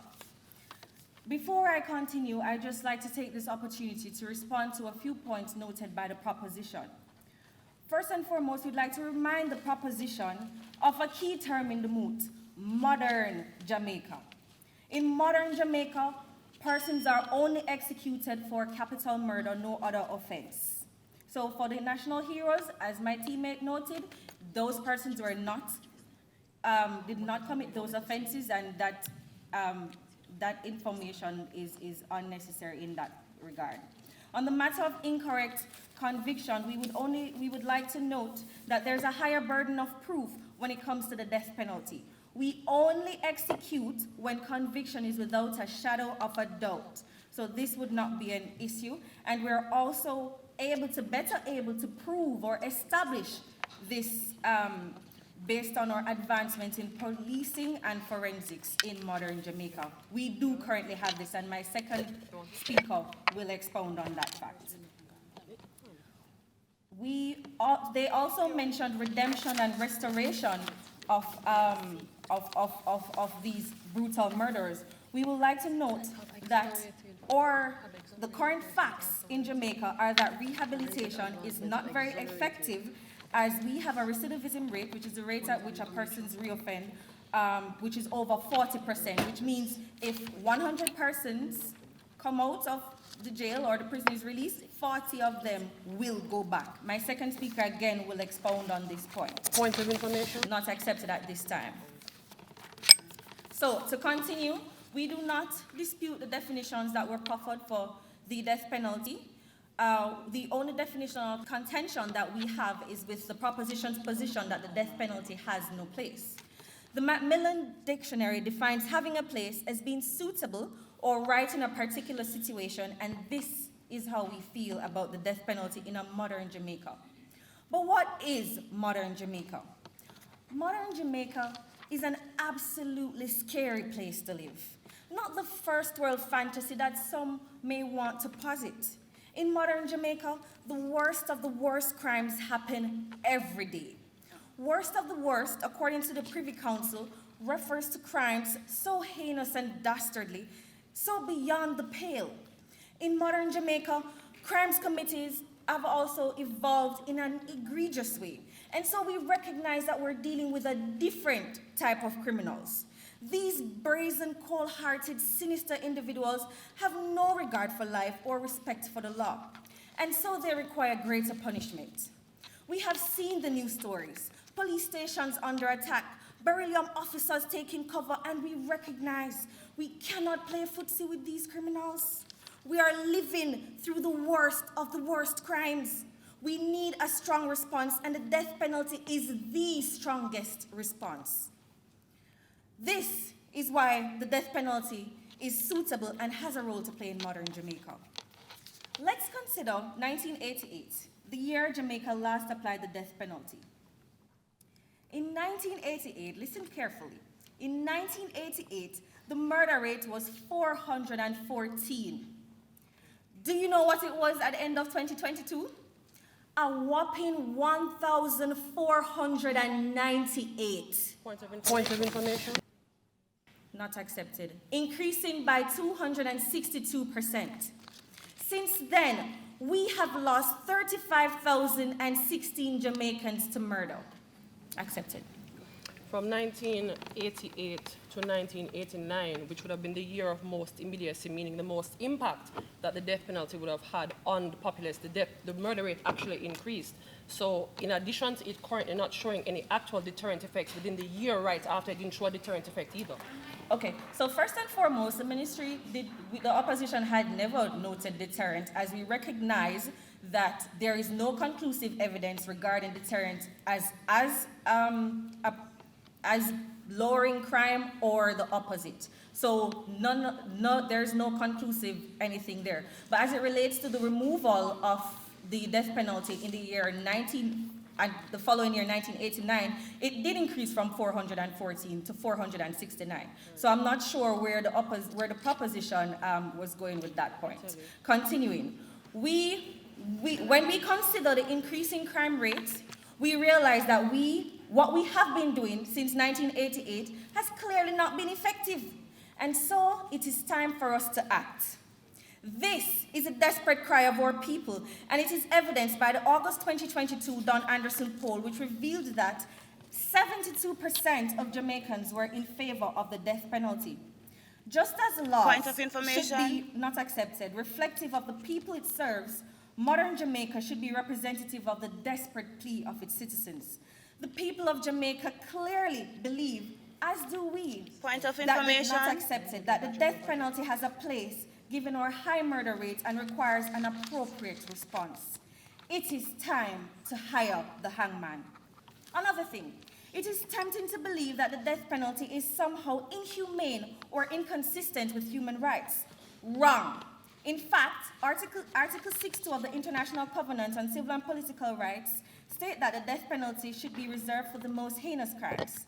This is supported by the findings of the Privy Council in the Pratt and Morgan case, which found that the death penalty is constitutional and acceptable once done within 5 years of sentencing. We also agree with the findings of Chandler that states that it's not unconstitutional. My second speaker will delve further into this matter. Ladies and gentlemen, if you won't take it from us, consider the majority of Jamaicans who have said the death penalty indeed has a place in modern Jamaica. They want to see Vision 2030 realized so Jamaica can be the place of choice to live. I thank you. I'd like to address just a couple of things that the first opposition speaker pointed out. You mentioned advancements and how advancements would have resulted in proving beyond a reasonable doubt that persons will essentially deserve the death penalty. But I'd like to add that there have been many people who've been exonerated after the fact because of the same advancements in forensic technology. 1 in 25 people in the United States, actually since the implementation of the death penalty, have been proven innocent after the fact. Then I wanted to explain the relevance of why I brought up the 1988 to 1989 specification. That is because in the face, right after the death penalty was handed down in 1988, this was when we saw an uptick in crime. Now, it's logical to believe that families who are victims of violent crimes are after vengeance. What we are after is actually peace. In 2022, my uncle was murdered. After watching the impact it had on my mother, it taught me that after the anger subsides, a life for a life is insufficient in filling the raging void. Killing may appear to balance the scales of justice in theory and in principle, but not in truth and in fact, because hanging his killer cannot resurrect him. Killing him would not give my uncle one more breath to say goodbye, nor it would give me a second to say I love you. Judges, my opponents, audience, my team, my worthy opponents, good morning, or good afternoon, sorry. Today I will assess how the death penalty is unconstitutional because it is torturous, and how, based on the evolution of the death penalty, it does not serve a modern Jamaica. Firstly, the sentence to death is to be sentenced to death and not to be tortured and then killed. Section 13 of the Jamaican Constitution, subsection 6, actually says, no person shall be subjected to torture or inhuman or degrading punishment or treatment. Now let's examine some forms of the death penalty. Jamaica uses hanging as the preferred method of execution.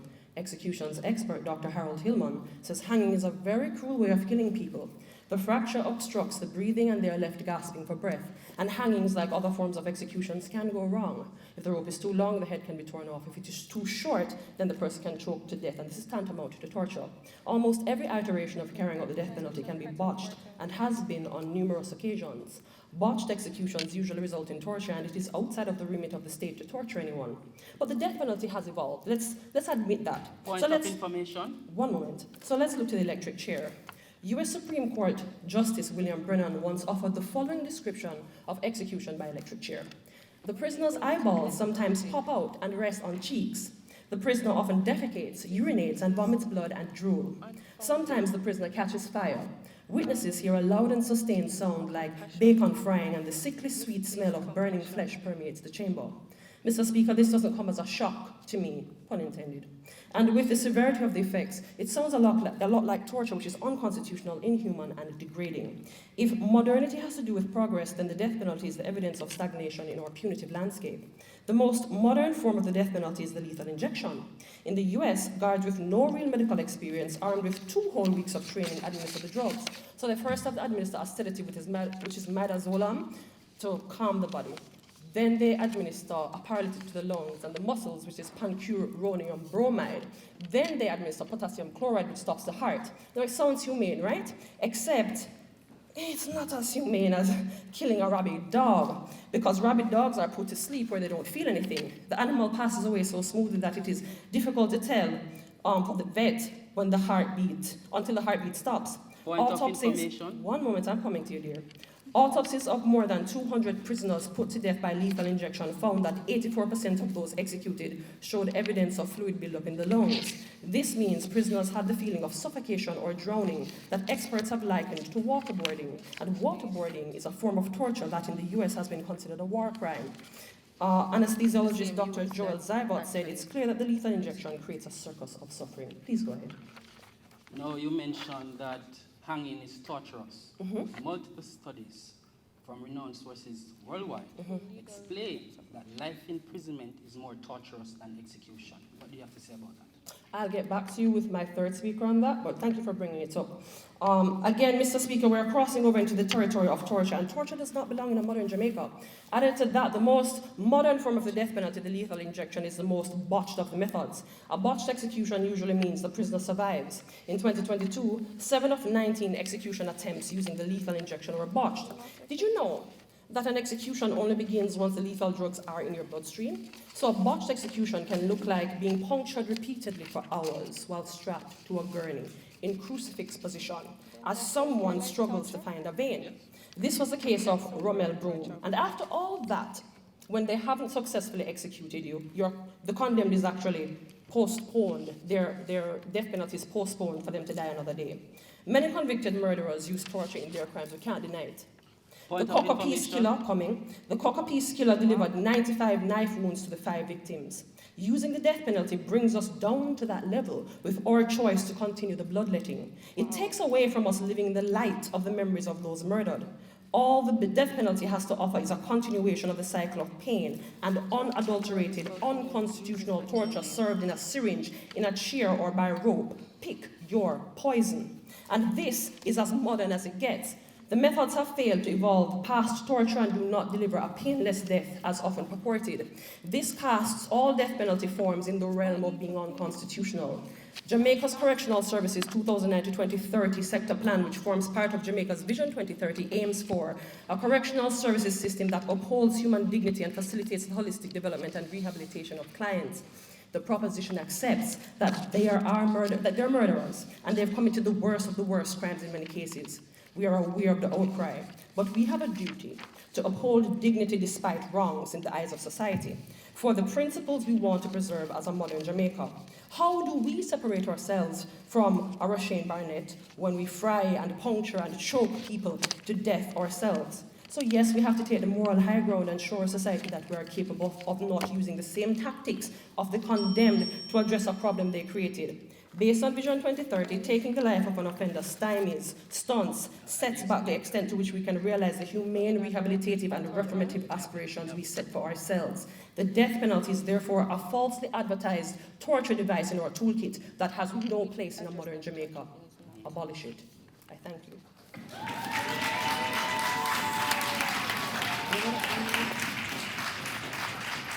In the spirit of this contest, thank you so very much for that speech. And of course, we go now to hear the presentation from the second opposition speaker, representing the Ministry of Finance and the Public Service. Honorable judges, opponents, members of the audience, salutations. The death penalty has a place in modern Jamaica. Now, the second speaker of the opposition mentioned that hanging is torturous. She even went further to talk about what happens in the US. And I'll remind JIS that the Moot is about the death penalty in a modern Jamaica, not what exists in the United States. Now, I also mentioned that countless studies, numerous studies, mention that life imprisonment, along with even solitary confinement, is more torturous than actual execution. So that point is moot. Also, the unsuccessful application of the death penalty results in the freedom of the convict. So I invite the opposition to look up that. So where the attempt at execution fails, that convict is made free. So that renders your point moot. To speak to the first speaker, they spoke about rights to life. I'll remind you that the Charter of Rights said that no right is absolute, and where one abrogates or otherwise infringes on the rights of another, they forfeit their right. And the laws on our book says that where capital murder is committed, the answer is capital punishment, and that is the place it has in a modern Jamaica. Now, also, if you listen to the arguments proffered so far, their arguments are not about the death penalty. It is mainly about the inefficiencies in the justice system. We are propagating that the death penalty has a place, and where it is proven that the person committed capital murder without a reasonable doubt, capital punishment has its place. Now, honorable judges, the death penalty is not arbitrary. It is affirmed by several UK Privy Council rulings, as well as the international human rights law mentioned by my first speaker. Here are the conditions under which the death penalty cannot be applied. Conditions we believe are fair and appropriate. These include The perpetrator must have committed a capital offense, that is, a premeditated, executed violent murder, charged and brought to trial in a timely manner. The evidence brought against the accused must be beyond a reasonable doubt that they have committed the crime. They have not confessed to the murder, given at least 7 days' notice before trial that is intended to prove capital murder. After conviction, the judges conclude that the circumstances of the murder warrant the death penalty, and finally, appeals must be brought and heard within 5 years of sentencing. Now, what we have just described is due process. It is beyond any reasonable doubt that the convict is guilty, the punishment is proportionate to the crime committed, and justice is served. This specific, high standard ensures that the death penalty has its place as a true and appropriate last resort on our books. Now, I invite you to recall the recent JCF Expo, showcasing the increased crime-solving technologies and capacity of the JCF, including forensic science, DNA evidence, etc. And also, the rejuvenated DPP's office that is seeking the death penalty in more instances, as evident in some recent cases. This gives us faith that the state is capable and more efficiently in proving capital murder and is finally ready to rehire the hangman and deliver proportionate justice to these monstrosities in human form. Now, on the point of recidivism, Jamaica has a 40% rate in recidivism. For every 10 convicted criminals in prison, at the end of their sentence, at least 4 will return to prison for same or similar crimes. From a capital murder perspective, recently Jamaica recorded a high of 1,641 murders. And let us assume the murders were committed by 1,000 perpetrators. And all were sentenced to life imprisonment. According to the rate of 40%, 400 of them will kill again if they are released on the streets. And it gets worse, ladies and gentlemen. Honorable judges, we cannot afford to jeopardize the precious lives of our decent, law-abiding citizens to the recidivism of the worst of the worst. If the death penalty was aptly applied, Correctional Officer Jimmy Wesley would have been watching Team MOF right now on YouTube with his daughter, cheering us on, instead of being mercilessly murdered whilst fulfilling his duty in the prison by a capital murder convict who was given life imprisonment. The death penalty and its final application to the worst of the worst, given our recidivism rate, has a place in Jamaica today and is appropriate. Also, Team MOF observed that where the government is incapable of carrying out its duties and responsibilities of providing a safe and secure environment for its citizens and catching and punishing murderers, citizens will take matters into their own hands and carry out vigilantism or jungle justice. We see that Jamaican citizens today have the capacity for vigilantism. They catch and summarily execute suspected criminals without due process, even if the crime is not a capital offense.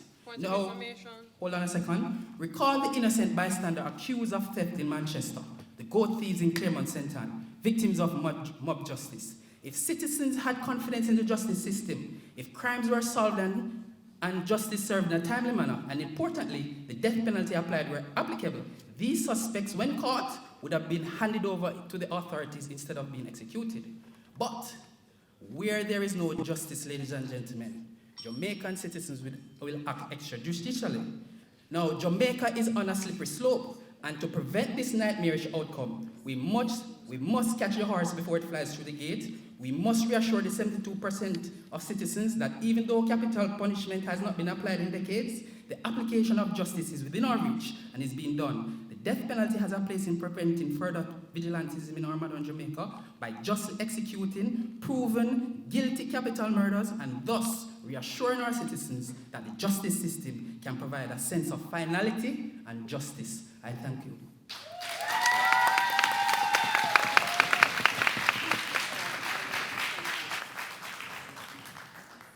Thank you very much for that fine speech representing Ministry of Finance and the Public Service. Now we go back to Team Jamaica Information Service to hear from their third speaker. Here.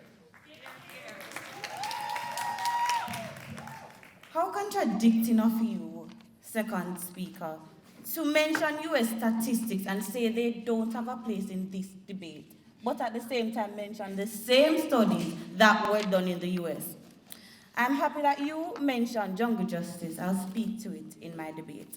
As societies become more civilized, they should outgrow the need or desire for revenge because it does not address any underlying issues that may have led to the crimes in the first place, from the article Criticisms of Retribution by Jonah Mayer. Honorable adjudicators, my worthy opponents, fellow teammates, members of the audience, good afternoon. Arising furtherance of the moot, be it resolved that the death penalty has no place in a modern Jamaica. I will first address deterrent, then I will look at retribution and reprieve. Researchers from all over the world are yet to arrive at conclusive findings that there is direct correlation between the death penalty and deterrent. Why isn't the threat of death enough to deter crime? The answer may lie in human psychology and the minds of those committing crimes. According to an article on Psychology Today, most criminals, most offenders aren't behaving rationally when they commit a crime because 43% of these criminals are diagnosed with either mental disorders or they are overcome with rage, anger, sadness, depression, and the list of emotion goes on.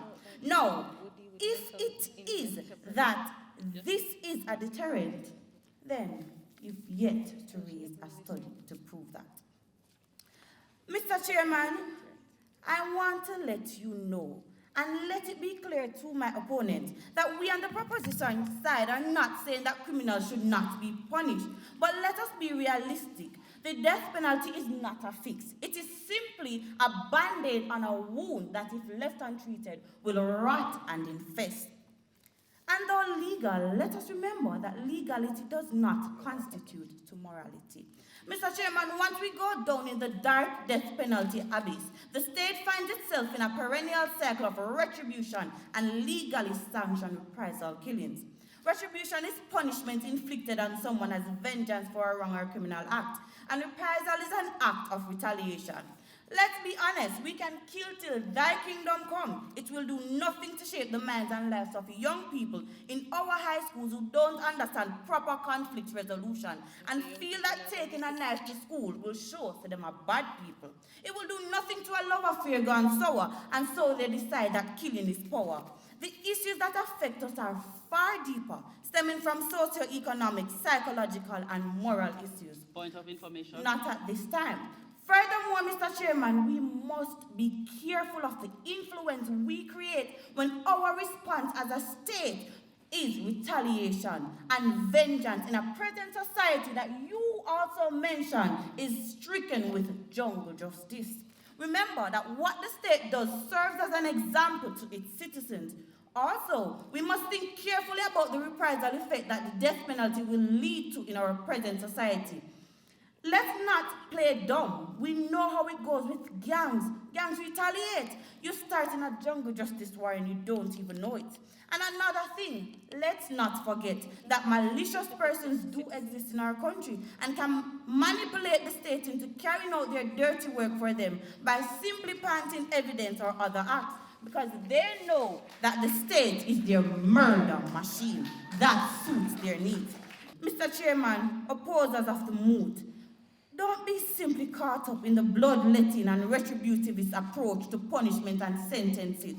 We on this side, we want to address it at the root. We believe the death penalty will only kill our people. Admit it, it will not kill the crime. We rest.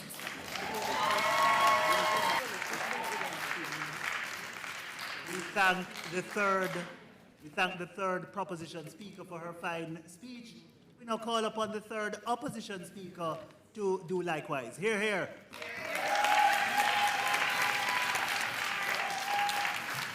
Honorable judges, we the opposition believe that the death penalty has a place in Jamaica. Ladies and gentlemen, I hear the third speaker of the proposition speaking about planting evidence. But yet their second speaker says that the people must believe in the laws of the land. What type of debate are you having? Contradicting. Ladies and gentlemen, we believe a modern Jamaica will have a good justice system to address every criminal act within our country. You speak about, I hear my opponents keep on speaking about hanging people, but yet they have not spoken about the right of those who have been killed by these people. Are you an advocate for criminals? Ladies and gentlemen, we are advocating for the right of innocent people. You and I, we are advocating for you. You have a right to live. I hear my opponents speak about our uncle being killed. My condolences. But young lady, what if the death penalty existed and was executed? Maybe that killer would not kill someone again. We are saving lives. Ladies and gentlemen, we speak about, I heard the third speaker speaking about rehabilitation and cost. In the fiscal year 2022 to 2023, the Department of Correctional Services was allocated $862 million for its operation, including rehabilitation. And yet, and the Colonel Charles Jr. said in an article in February 8, 2018, that it costs us $1.3 million per year to facilitate these inmates, per inmate. And an inmate serving a minimum of 15 years or life imprisonment, then 1,000 inmates would equivalent to 19.5 billion Jamaican dollar. Not a dime more. They have already taken away from our society, and they need not to take anything more. Point of information. Not accepted. Young lady, I hear the opponent says that these criminals are mentally ill. We have a system already in our Jamaican system that once they are assessed and found fit to plead, they must stand trial. And if found guilty, the death penalty should be an option. Point of information. Not accepted. Ladies and gentlemen, before I go on in my speech, I feel it to my heart, and I reiterate the point. Jamel Wesley, 1 month on the job, temporary correctional officer, Jamel Wesley, 1 month on the job, and was killed by an inmate serving life imprisonment. You know what Jamel got? 21 gun salutes. $14 million was given to his family because he died on duty. And guess what? You know what happened to the inmate? He was transferred from a St. Catherine Adult Correctional Center to another prison, waiting to kill again. We need to get rid of those people. Honorable judges, ladies and gentlemen, good afternoon. Let us not forget that the Cocoa Peace killer who confessed about his gruesome murders due to the imminent threat of the death penalty sought by the office of the DPP. Here we see that the death penalty has a place even as a spectre, that cases that are well investigated and have overwhelming evidence against the offender may have a quick conclusion, as it incentivized the capital murder into a confession as seen in the Cocoa Peace killer case. This confession spared the grieving family from the torment of a long trial, which also saved taxpayers millions of dollars due to limited court hearings and expedited the process to justice. Ladies and gentlemen, my first and second speaker spoke about the death penalty, and we believe that it should be reserved for the worst of the worst. Ladies and gentlemen, this imbalance in our justice system is ridiculous, and the most just and appropriate outcome is the death penalty. The life that the death penalty may save is your very own. I thank you.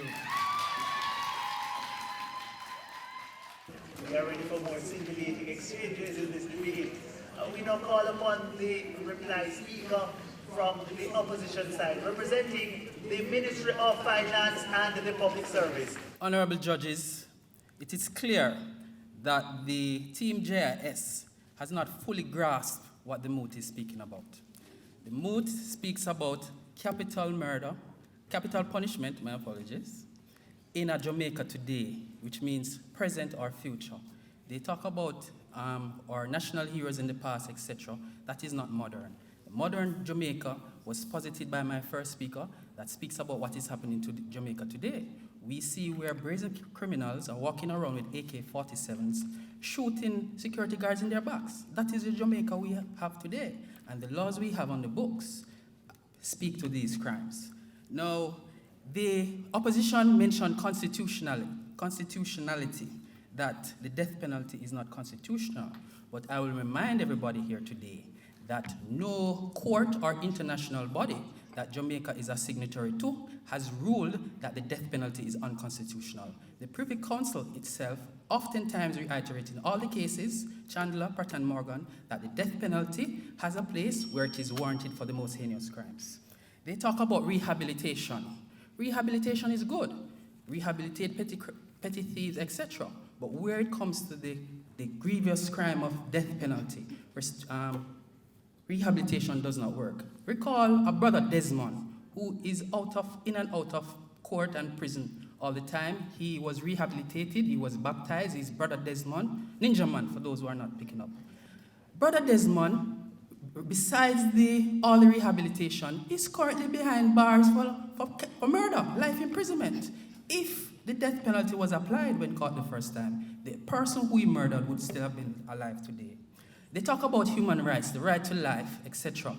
Our foremost human rights person, Flo O'Connor, we can all remember her, was adamant for right to life. But when the murderers turned up on her door, she said, hang all of them, because she had lost her loved one. Now, let me remind you, ladies and gentlemen, that the team MOF identifies that we're living in a modern Jamaica dealing with a different type of criminal. The death penalty is consistent with human rights law. 72% of Jamaicans want the death penalty. Our laws prescribe an exhaustive time-bound process to confidently and irrefutably convict capital murders and apply the death penalty where there is forensic evidence, DNA, etc. Without the death penalty, vigilantism will spiral. Jamaica has a high recidivism rate. The death penalty is appropriate for aberrant behavior, and most importantly, it is costly. Monies that could have been reallocated to other things. Bustamante Children's Hospital could do with that $19 billion right now to build a new wing. So, ladies and gentlemen, I leave you with this quote. Lord Hewitt said, "It is not merely of some importance, but is of fundamental importance that justice should not only be done, but should manifestly and undoubtedly seen to be done." Ladies and gentlemen, I represent Team MOF, and I rest my case.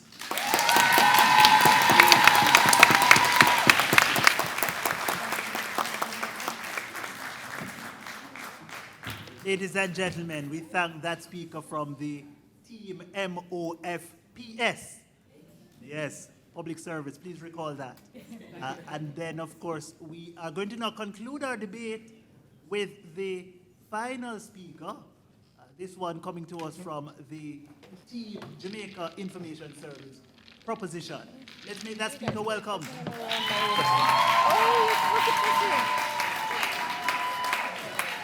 Mr. Chairman, we won't waste our time talking about who is wrong, but we are a little bit confused by many of the things that were said by team opposition. Someone shooting somebody with an AK-47 in the back does not constitute the rarest of the rare and the worst of the worst. And those are the conditions under which the death penalty is administered in Jamaica. You mentioned costs. I'm not sure if you are aware, but it costs less to rehabilitate someone than to put them to death. The cost for trials, going to the Privy Council and the appeals and going to the UK, getting counsel, staying in a hotel, those costs must be factored in to someone appealing the death penalty. Rushane Barrett, we weren't really supposed to call him name because the judge said don't call his name, is not a typical case. But I'll tell you where the loophole is in your argument when you spoke about the fact that all he had to do was to plead guilty and voila, the death penalty disappeared. Let me correct you where you speak about the death penalty and you spoke about beryllium and all these cases. Those cases would not constitute the rarest of the rare and the worst of the worst. And forgive me for getting graphic, but a landmark case, Trimmingham versus the Queen in St. Vincent and the Grenadines, is used by the Privy Council and was used in a Jamaican case to overturn the death penalty. Forgive me for being graphic. The gentleman was, the back of his neck was sawed to bone. The front of his neck was sawed. All of his blood was drained out, and after that, his head was chopped off. It did not constitute the worst of the worst in that case, and that was used as a landmark case by the Privy Council to say the worst of the worst is not what you have paraded up here as the worst of the worst. Therefore, they do not qualify for the death penalty. Neither would St. Thomas, because the gentleman did not kill anybody. He molested the young ladies, and we hurt for them. However, you can't be going back and forth and talking about the death penalty in some cases, not in other cases, and then trying to determine how that goes. It just doesn't work that way. We must remember the death penalty as it stands is given under specific circumstances. We have not gathered the statistics necessary in Jamaica to fully assess our numbers. So yes, you found some numbers, but it's not enough. And what we're saying is the justice system is not at its most efficient. They are working. Our Chief Justice is working, but it's not at its most efficient. And until it gets to its most efficient, we cannot be killing people willy-nilly. When you talk about the cases that don't exist and beyond a reasonable doubt, there were quite a few cases that were proven beyond a reasonable doubt, but they were still overturned. Lessine Edwards, Neville Lewis, give me another one, my team. Mr. Taylor, Desmond Taylor. Many of those cases were overturned. It means then that when new evidence was found, those persons were taken off death row and given life imprisonment. As a matter of fact, some of them walked free. My third speaker spoke about it. So let us be sure, when we're talking about the death penalty, be sure what we exactly mean. This is not to say that our courts are inefficient. We have an inform of a dead culture in Jamaica.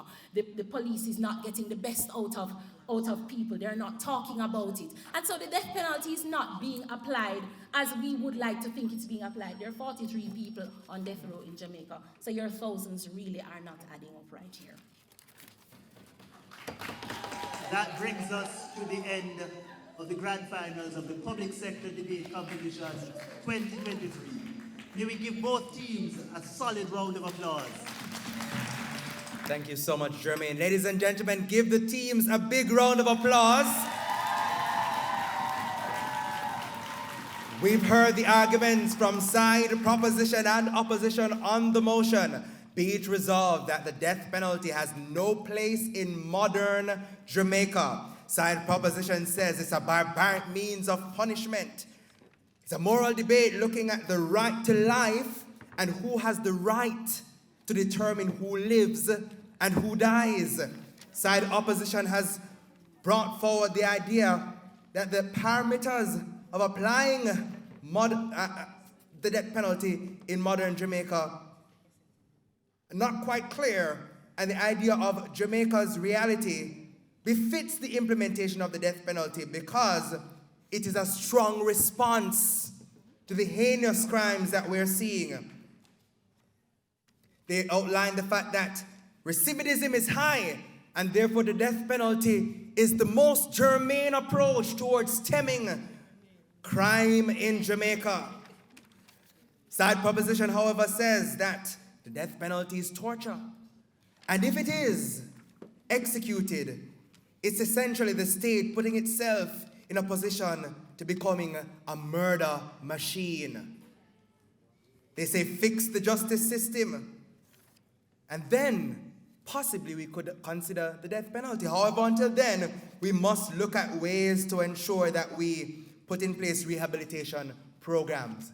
Ladies and gentlemen, side proposition and side opposition have put forward their arguments, and it is now the duty of our adjudicators to determine who will be the winner. Ladies and gentlemen, we take a brief break so you can refresh yourselves and ensure that you get the 360 camera photograph to tag us on Instagram using our hashtag. So please, bear with us. Our judges will take their leave, and then when we return, we'll have the grand announcement. Ladies and gentlemen, it now really all comes down to this. The adjudicators have made their determinations. The scores have been checked, cross-checked, triple-checked, quadruple-checked, and the results are final. Are you ready? Will JIS be crowned our 2023 champion? Or will the Ministry of Finance and the Public Service bubble up? And will Jamaica Customs be crowned third place? Or will our nurses from the Victoria Jubilee Hospital have the real antibiotic for this competition. Let's see. So we'll come with those announcements shortly. But guess what? We say it's enough surprises and surprises in this competition, you know. At the start, when we had the launch in March, we indicated that there are more than $2.5 million in cash and prizes.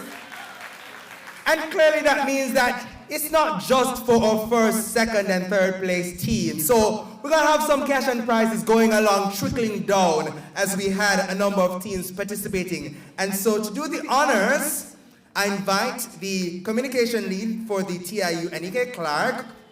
She will make some yes, man, give her a round of applause. Anike and the team has worked hard to ensure that we have this year's event going. And we have some tokens to go to the team captains. Of course, once we do this and we go through these handing over of various certificates and other tokens, then we will get to the announcement. So not to worry, I'm not feeling you, you know. I know you're excited, some of you are probably hungry as well. But not to worry, we're gonna get there soon. So thanks for joining me, Anike, as I invite the team captain from the Jamaica Customs Agency. We saw them contesting the third place playoff. Keep the applause going as they come, please, as we welcome the captain. Collect the tokens on behalf of his team.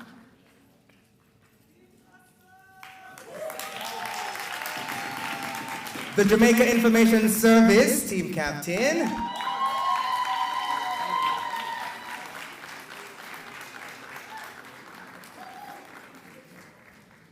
You're not working with me now. What I say about those applauses? There we go.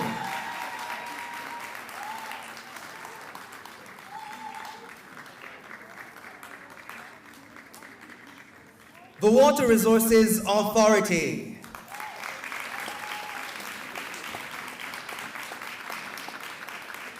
I know I saw a representative earlier, but until they return, I invite the Tourism Product Development Company, TPDCO. Your representative is here, kindly make your way, and I see the representative coming, so keep the applause going as he makes his way. Safeguarding Jamaica's tourism product.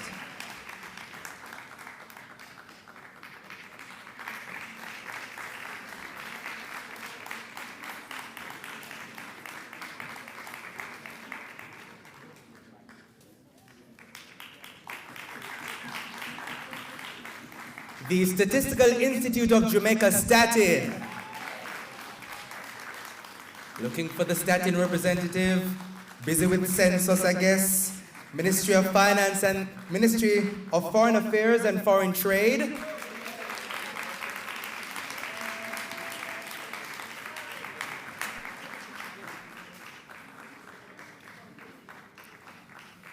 I like the nurses, you know. And a few from JIS, they get the gist. You keep the applause going. The Ministry of Foreign Affairs and Foreign Trade, the Passport, Immigration and Citizenship Agency, PICA. PICA not here. All right, let's move to the Ministry of Industry, Investment and Commerce, Jamaica's Business Ministry. So the team captain is coming.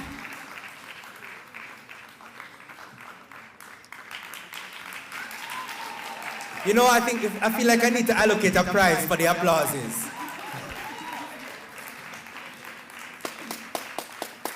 That's right, Jermaine. Jermaine gets it. So Ministry of Industry, Investment and Commerce collecting, as I also now invite the Auditor General's Department. Administrator General's Department, my apologies, so the Administrator General's Department, who is indeed here.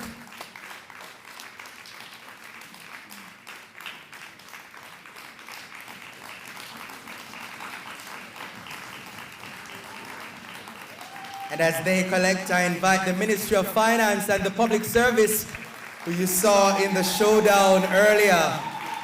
And we await the verdict of that match. Not to worry, we're going to get there soon. It's the Ministry of Finance and the Public Service.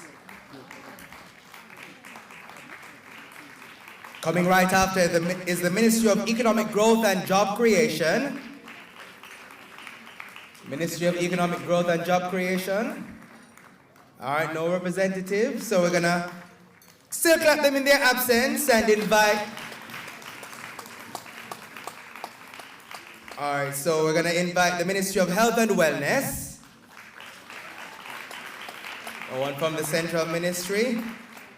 Keep the applause going same way, we thank them. Ministry of National Security, where are you? Ministry of National Security represented. Now last year, this time, they were in the finals, but I understand that they are working to secure their place maybe next year. So Ministry of National Security represented here. Thank you so much for joining us. As I invite the Clarendon Parish Library team captain, Clarendon Parish Library. ¿Dónde está? ¿No está aquí? Bueno. Ministry of Justice. So no representative from the Clarendon Parish Library. Ministry of Justice. All right, we clap them same way. The Accountant General's Department. Accountant General's Department. We clap them same way too. But we know for sure Team Victoria Jubilee Hospital is here. And we saw them in the third place playoff earlier. So we invite them to come and collect their tokens.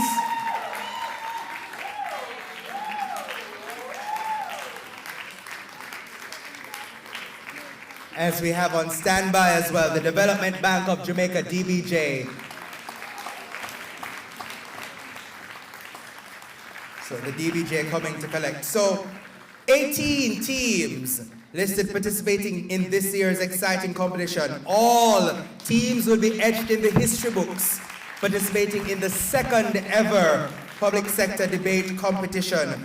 And we can't wait to see where you'll take the knowledge and skill sets that you've learned from this competition going forward. So, we have some special prizes in store. And one of them is for the most improved team.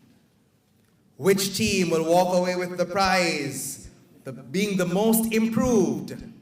I don't hear nobody guessing. Ministry of Finance think they're the most improved? The Business Ministry think they are the most improved? Anyone else? Any other guesses? Team JIS thinks they're the most improved. Well, guess what? The Business Ministry seems to be in my business because the team crowned most improved is the Ministry of Industry, Investment and Commerce. And the team representative can make their way. Since the team is here, you can make your way for the photo opportunity. Keep the applause going for them. They added as they made their way through the competition. We saw the improvements as they fine-tuned their arguments throughout. And for that, they are being awarded for their continuous improvement in this year's competition. Congratulations, team MIIC, Jamaica's Business Ministry. Keep the applause going for them, man. Keep it going, keep it going.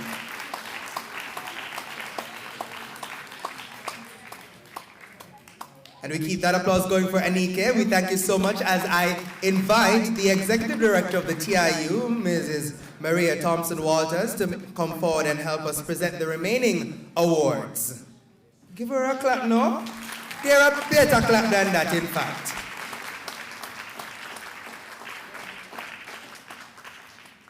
So we've been stressing the need to ensure that you drive people to social media because we told you from the very beginning that there is a prize for the entity that has received the most likes on social media. Which team will be crowned the most popular on social media? I hear JCA. I hear GIS. I hear MIIC. Well, guess what? The TIU team took a look at the posts on Instagram and Facebook. And the Fan Favorite Award goes to the team with a total of 1,019 likes on social media across the platforms. This team, ladies and gentlemen, is safeguarding Jamaica's tourism product. Please help me welcome the Tourism Product Development Company, TPDCO, to collect the award for the fan favorite, amassing 1,019 likes on social media. I hear customs over there saying no, it's what I'm knowing about. The stats are there. So someone is suggesting that there are fake votes. TPDCO, what do you have to say about that? Were you soliciting some pseudo identifications online? Nonetheless, congratulations to Team Tourism Product Development Company, TPDCO. Well, Maria, I'm gonna say thank you for now, but don't go too far because we are gonna have you coming back shortly. So I'd say don't go too far because at this juncture, ladies and gentlemen, it is where we will get the verdict. I take the opportunity to invite Jermaine Barrett, Executive Director of Jade Limited, and the lead adjudicator. And we also have Roshana Jarrett, second chair. They are on stage and they will give the results of the third place playoff. Then we'll do the pleasantries. And then after that, we will give you the verdict of the final matchup. So please make them welcome, Jermaine and Roshana.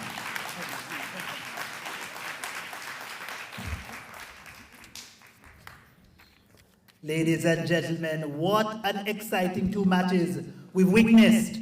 I think the teams have outdone themselves and are certainly deserving at least of a round of applause.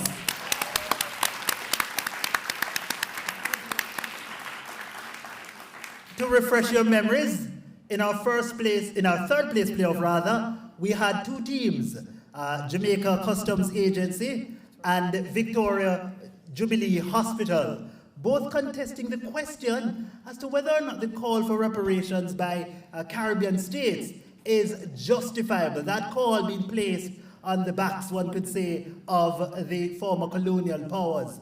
And of course, in a very condensed and summarized fashion, I'll tell you the major ideas that we got from either team. So from Jamaica Customs Agency, they tell us that the horrors of slavery, the horrors of the colonial experiences have led to a devaluation and a deterioration of our experience as the inheritors of the former colonial spaces, the Caribbean region. They point to the enrichment of the colonial powers as being something that really helps to support the call for reparations. But of course, Team Victoria Jubilee Hospital said, no, not so soon. They tell us that there are some kind of mechanistic considerations that should be considered, one of which is the question about time. Have we as a region calculated and appreciated and assessed the cost, the time, and the severity of the harm that has been meted out onto our people? But there's a further, we live in modern times, and in these times, we must come to a recognition that the burdens, financially and otherwise, that would be heaped on the former colonial powers would be too great for them to bear. Not only would it be too great for them to bear, it would be devastating for us, because we would see a destabilization of our trading relationships, and ultimately, there's going to be a tremendous amount of chaos and challenge within the global community that will impact us. Now, ladies and gentlemen, that and several more ideas came in this great, enticing third place playoff. And now, having witnessed that debate, it's time for us to tell you the outcome of the match, as we as judges saw it. I will begin with the best speaker announcement. The best speaker comes to us from one of the teams. It could be Jamaica Customs Agency, or it might be Victoria Jubilee Hospital. Ladies and gentlemen, it was a first speaker. That speaker, his name is Matthew Smith Barrett, and that was the first speaker from Jamaica Customs Agency.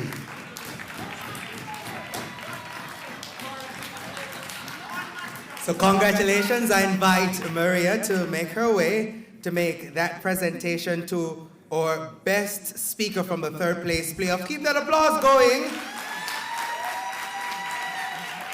as he certainly set the fundamentals for his team to have that matchup and help to lay the foundation for his team to stand on. Thank you so much. Now, back to you, Jermaine. So you can have a seat in the meantime, Maria, as we now have the full verdict. And so, ladies and gentlemen, with that out the way, the big decision, the decision for which many of you came here this morning and watched and anxiously waited. Well, the waiting is now over. The team, according to the panel of 4 judges, it's a split decision, meaning one judge voted for the team that didn't secure enough votes, and 3 judges voted in favor of the team that will be announced in a few seconds as being the third place playoff champions of the public sector debate competition 2023. That team, ladies and gentlemen, get your hands ready. That team is Jamaica Customs Agency. Congratulations to the team from the Jamaica Customs Agency. And as I invite Maria Thompson-Walters again to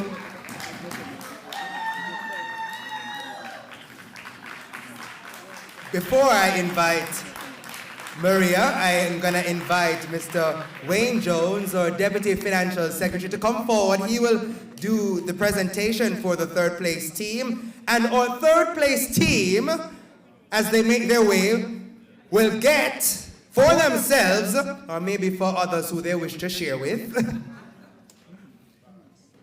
reservations for dinner at the Coppers, that brand new restaurant in New Kingston.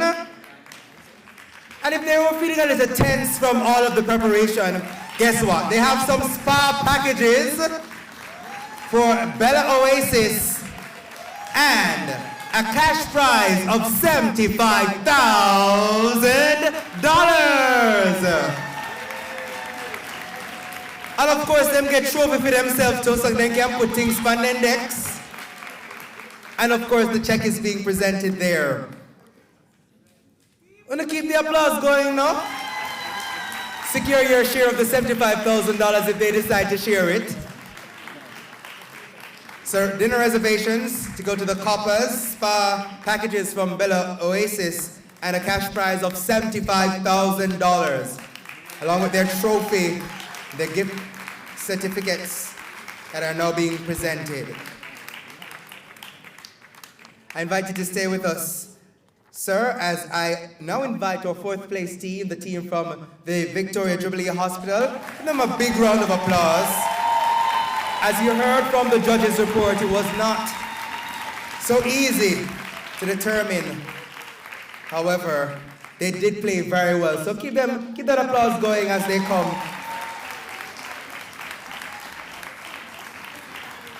We thank them for being here with us.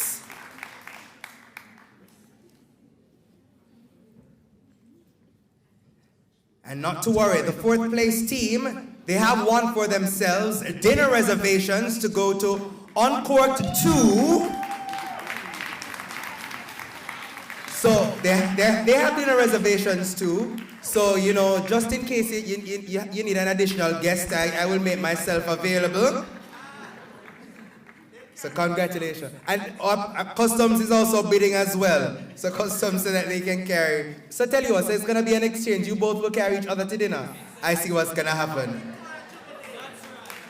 All right. Congratulations. And thank you so much, Mr. Wayne Jones, Deputy Financial Secretary. As we now go to the verdict for the final matchup. Jermaine.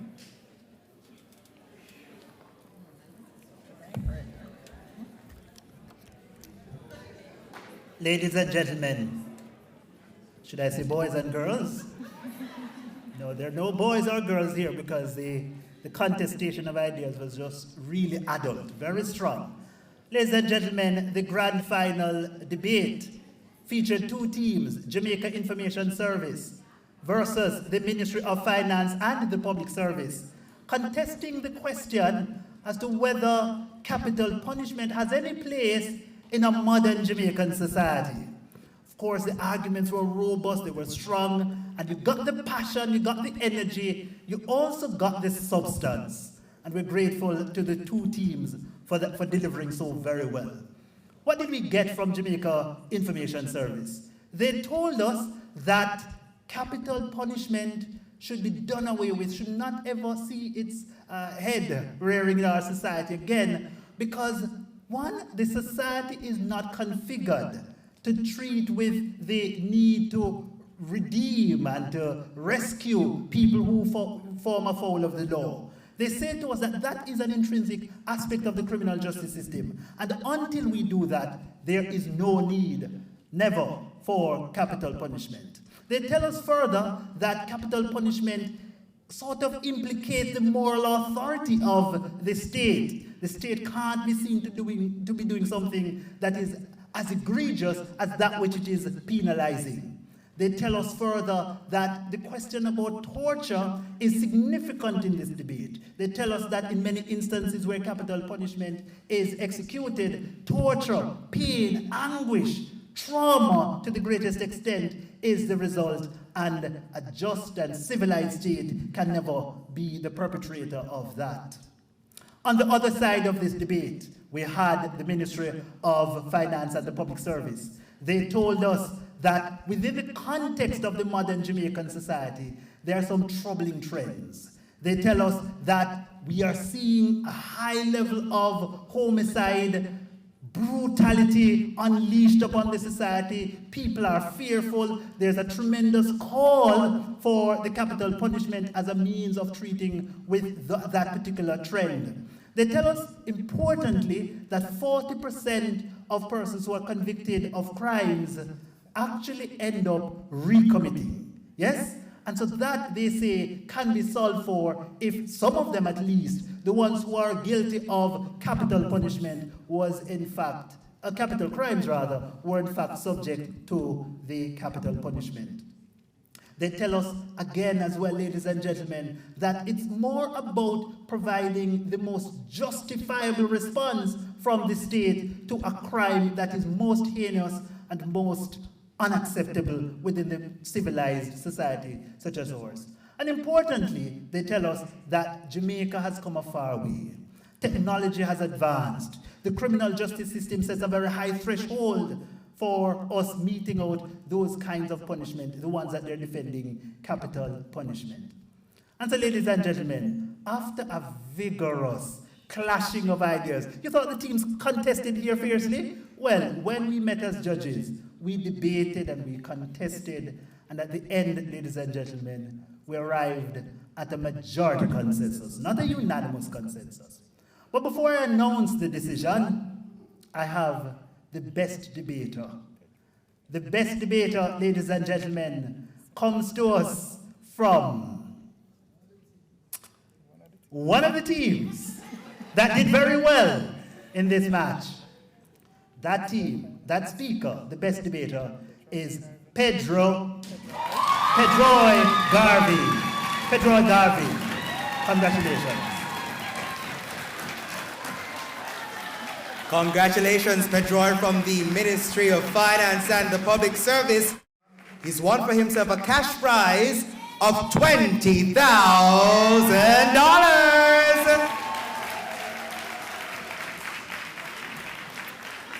So congratulations, Pedro. And thank you so much, Maria. So I have you on standby. I also have our Deputy Financial Secretary on standby, as we now really get to the moment you've all been waiting for. Jermaine will now give the announcement of the winning team.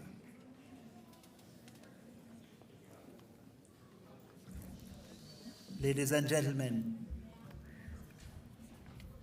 oh, the hushed silence.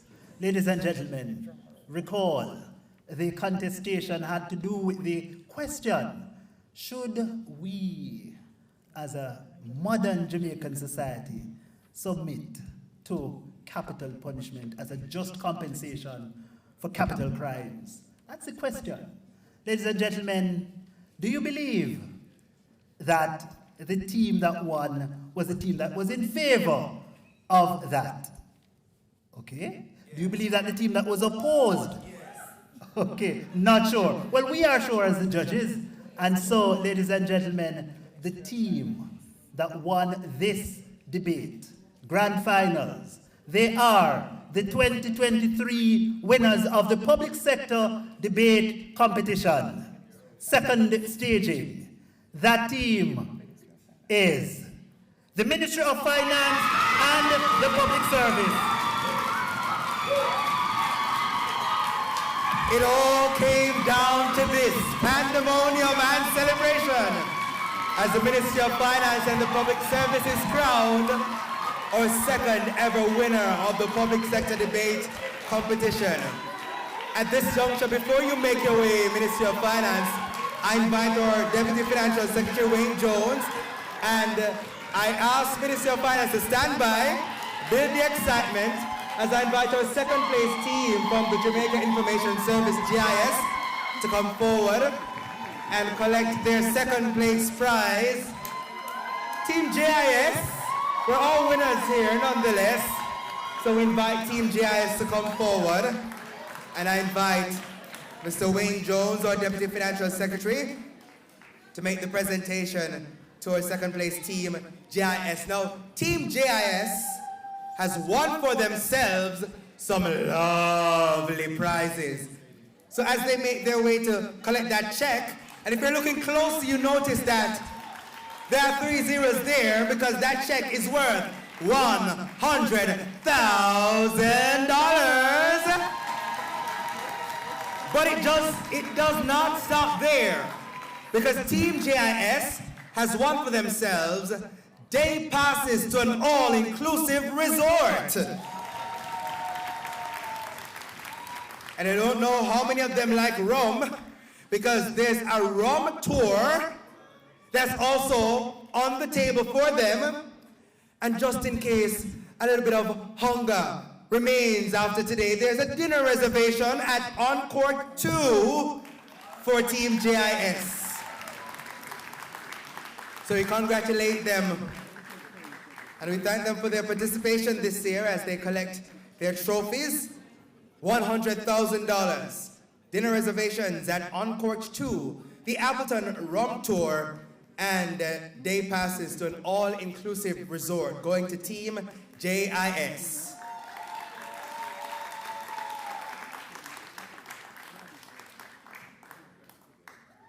Thank you so much, Mr. Jones. As I now invite our Executive Director, Maria Thompson-Walters, to make her way to the stage for the big presentation. So let's make it very clear. The winning team is walking away with cash and prizes worth over $1 million.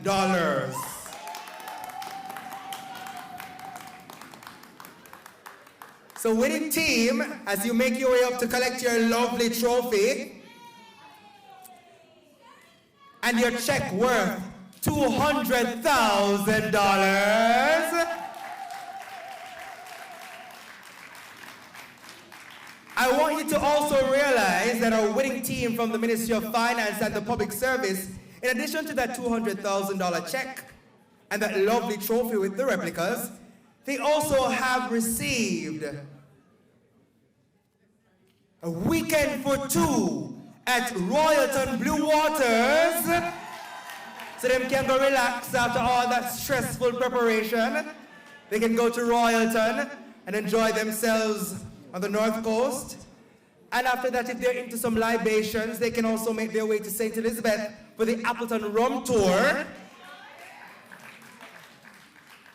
And all those prizes are worth more than $1 million.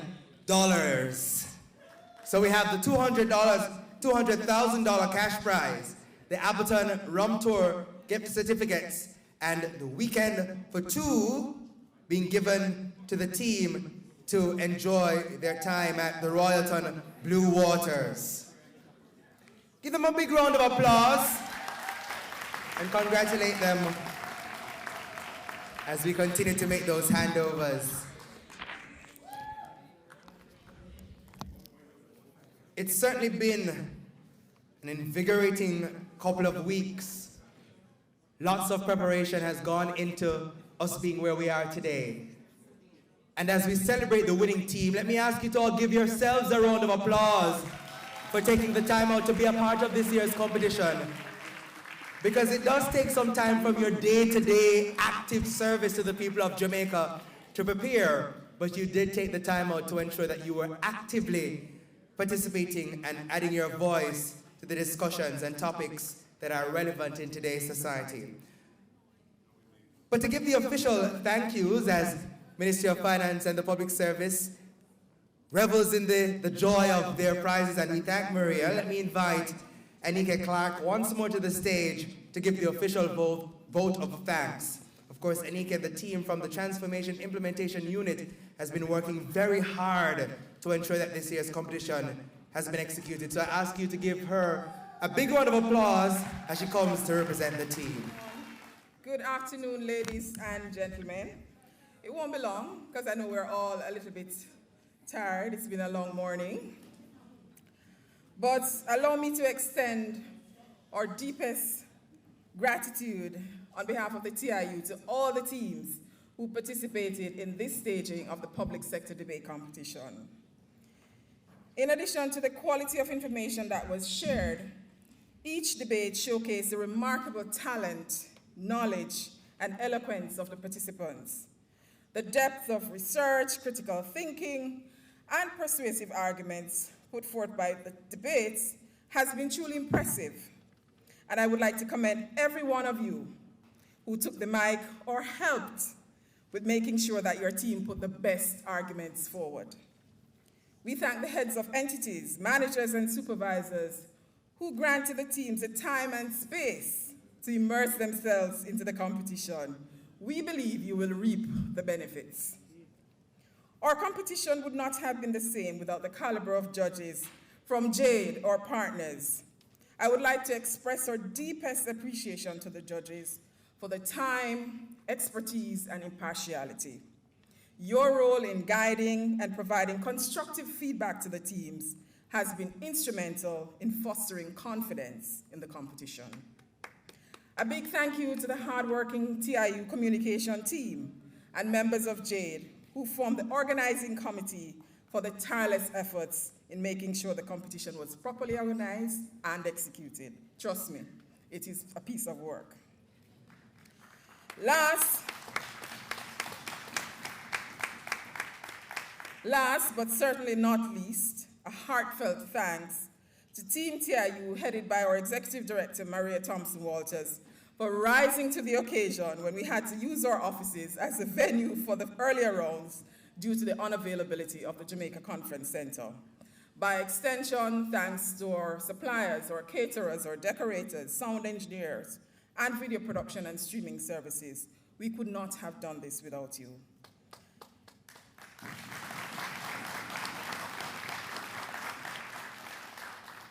Ladies and gentlemen, I close by thanking the debating teams once again for your invaluable contribution, and may your passion for public service continue to guide you in your future endeavors. Thank you all for being part of this incredible journey, and we look forward to your participation next year. Thank you. Just a note for top 4, we have cakes for you, so you take back to your offices so everybody can partake in the celebration. All the best for the rest of the afternoon.